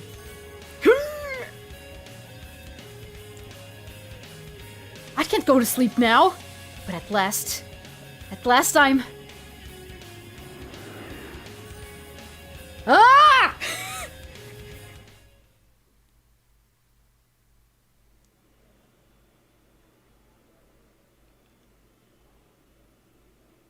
Ah! Okay, no, it is a post-credit scene. Okay.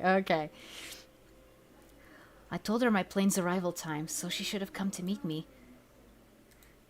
Huh? Isn't that strange? This is definitely... Guess who? Oh no. She's doing the thing! I can't see! I've gone blind! Guess who?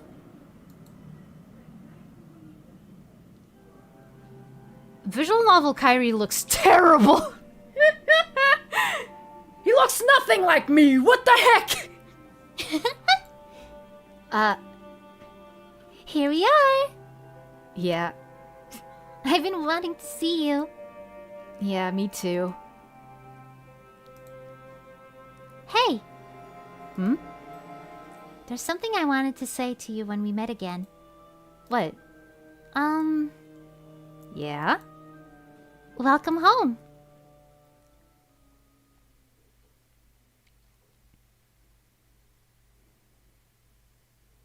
He's missing a tooth? No eyes, dude. Yeah, like, why couldn't they at least have given him, you know, like, generic eyes? Oh, text got in the way. I don't think he was. Poor visual novel Kairi, born without eyes. Hey, this game is inclusive!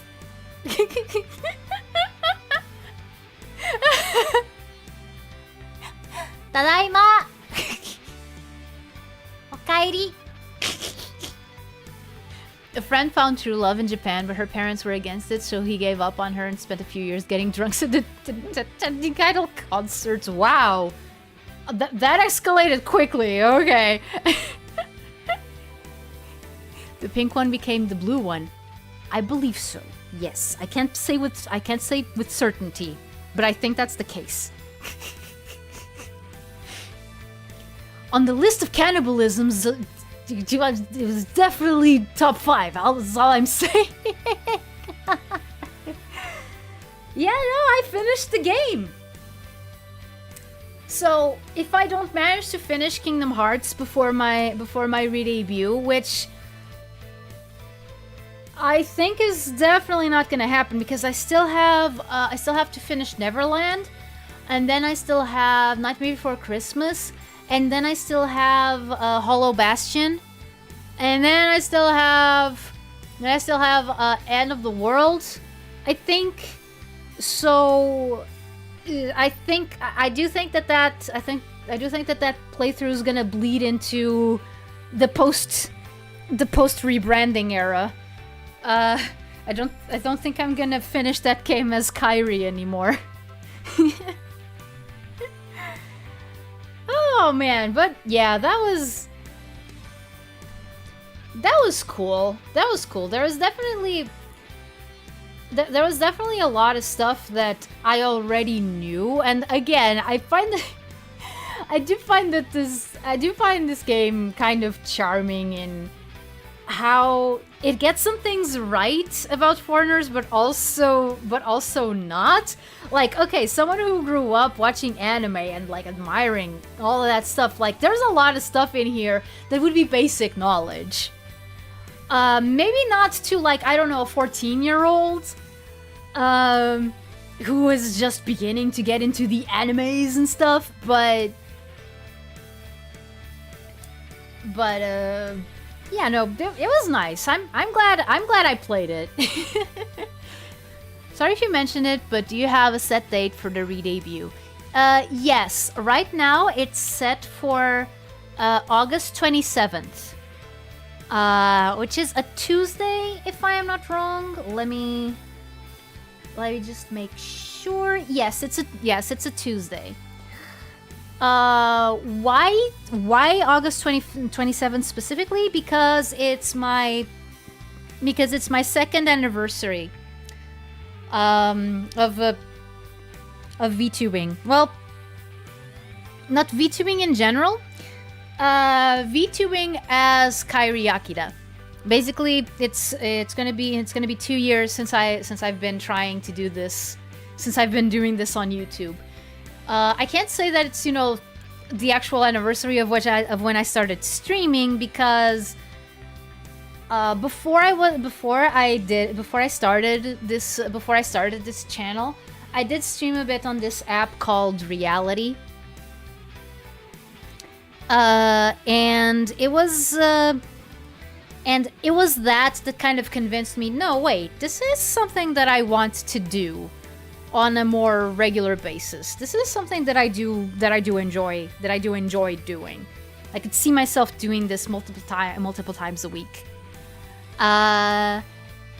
So yeah, but that, I think that it was like around November 2021.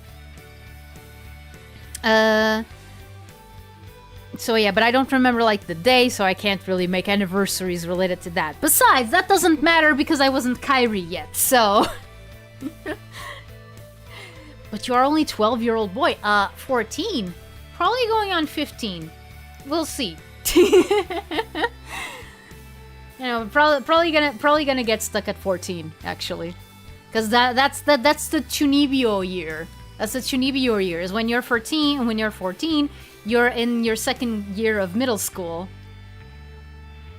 Was that one of those platforms that disappeared? No, I think that reality still exists. Okay, so the way that reality works is they give you a 3D avatar with a bunch of free assets that you can use to customize it, and there are some pretty good options, mostly for girls than for boys. But then again, you know how that is with customizable parts and stuff. Usually boys get the short end of the stick. I'm sure that a lot of you can relate.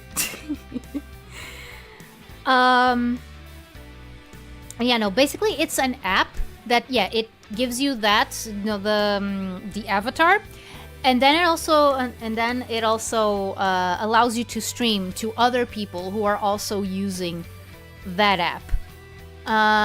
I've seen some people using it like on their PCs, like, you know, using the avatar from reality on their PC like a normal VTuber. But I couldn't. But when I first tried it out, I couldn't get it to work properly. Like, it kept crashing. You know, the program that you use to read your phone, it kept crashing, and I just gave up. And eventually, I came up with the solution. And eventually, I came up with the PNG tubing solution. Well, I wasn't able to get a live 2D model because, again, I didn't know if I was going to be doing this for that long. So I thought, okay, before I blow like a whole lot of money on this silly little endeavor, well, first let's see if this is actually something that I want to do for reals. And turns out it was, which is why I'm doing the rebranding with the live 2D model now. Haha. What do you think happened to Akira? Probably went home very confused. Or maybe she also got like a nerdy boyfriend, and then they can all be friends. I like to believe that. Basically P-Crew, but VTubing. Kind of, yes. Kind of. You can a lot of the things that you can do in that app is like you can adjust your height, you can adjust your skin color, obviously. You can adjust your hair. They have like color wheels, or something like color wheels. So like you can make things like in any way that you want. I don't remember you can do that for the skin tone though. But yeah. Then they have a bunch of preset clothes options, and of course there's gacha. But the gacha is for accessories and other clothes and other hairstyles. That's how the app makes its money back. Basically. And you could immediately tell once you went into someone's stream if they had spent money on the app or not. But like if you managed to get big, you would also get like gifts from your viewers, which you could exchange for the gacha. Like you would never get, you know, like the actual things that you wanted, but you could roll the gacha. I think that was an update recently in which now they actually have a shop which you can, you know, use your hard-earned money, real money, to buy like some of the things that you want, but with the caveat that they're not as unique or as pretty as what you would get in the gacha. So yeah. Most boys use girls' avatar anyway. Yeah, I've also seen that. True, like boy armor options in games are usually so bad. Here's 3 variations on generic knight. Oh hey Monster Hunter, I didn't see you standing there. Oh man, choosing my armor in Monster Hunter stories is so annoying. It's so annoying because almost all the armor looks so bad. I've started the last 2 games that I started in Monster Hunter Stories and Monster Hunter Stories 2. I've decided to go with girls for precisely that reason. Like the armor looks so much better. I mean, yeah, it does show more skin because ooh, girls, we gotta be sexy. but it also looks a lot better and a lot less generic, I feel. That's actually very cool in a way, unique idea. Yeah, it is. Fashion Souls was great though. Fashion Souls. I don't know what that is. I don't know what that is, PBA. Oh man, there was something that I said that I was probably gonna talk about after I finished the game, but I don't remember what it was. Dang it. I do remember that I wanted to show you guys my Furby. But that's it. That's it. I don't remember what was the other thing that I said I was gonna talk about at the end of the stream. I'll probably remember. Oh!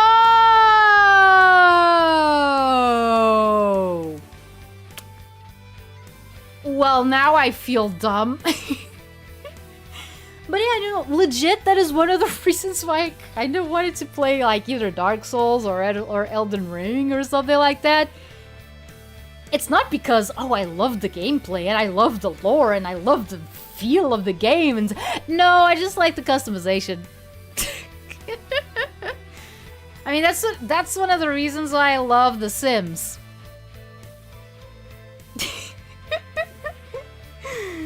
So yeah. Okay, guys, I think that I'm going to finish it off for today. I'm not sure what dinner is gonna be like today. We didn't really talk about anything, but since I've been kind of holed up in my room this whole time, I think that the rest of the family must have come up with something. I mean, I hope. Otherwise, I'll just eat a sandwich. It's fine.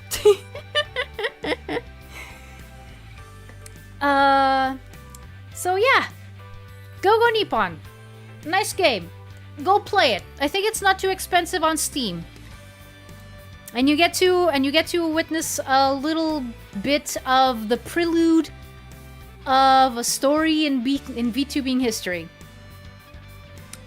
So that's good. And I hope I remember what I wanted to talk about. If I do remember, like I'll probably like talk about it like on Twitter or on the community tab. So yeah. Whether you're watching this live or the VOD or are a lurker, know that your presence is always appreciated. And see you soon. Or, as they say in Atlantis, Ekaze!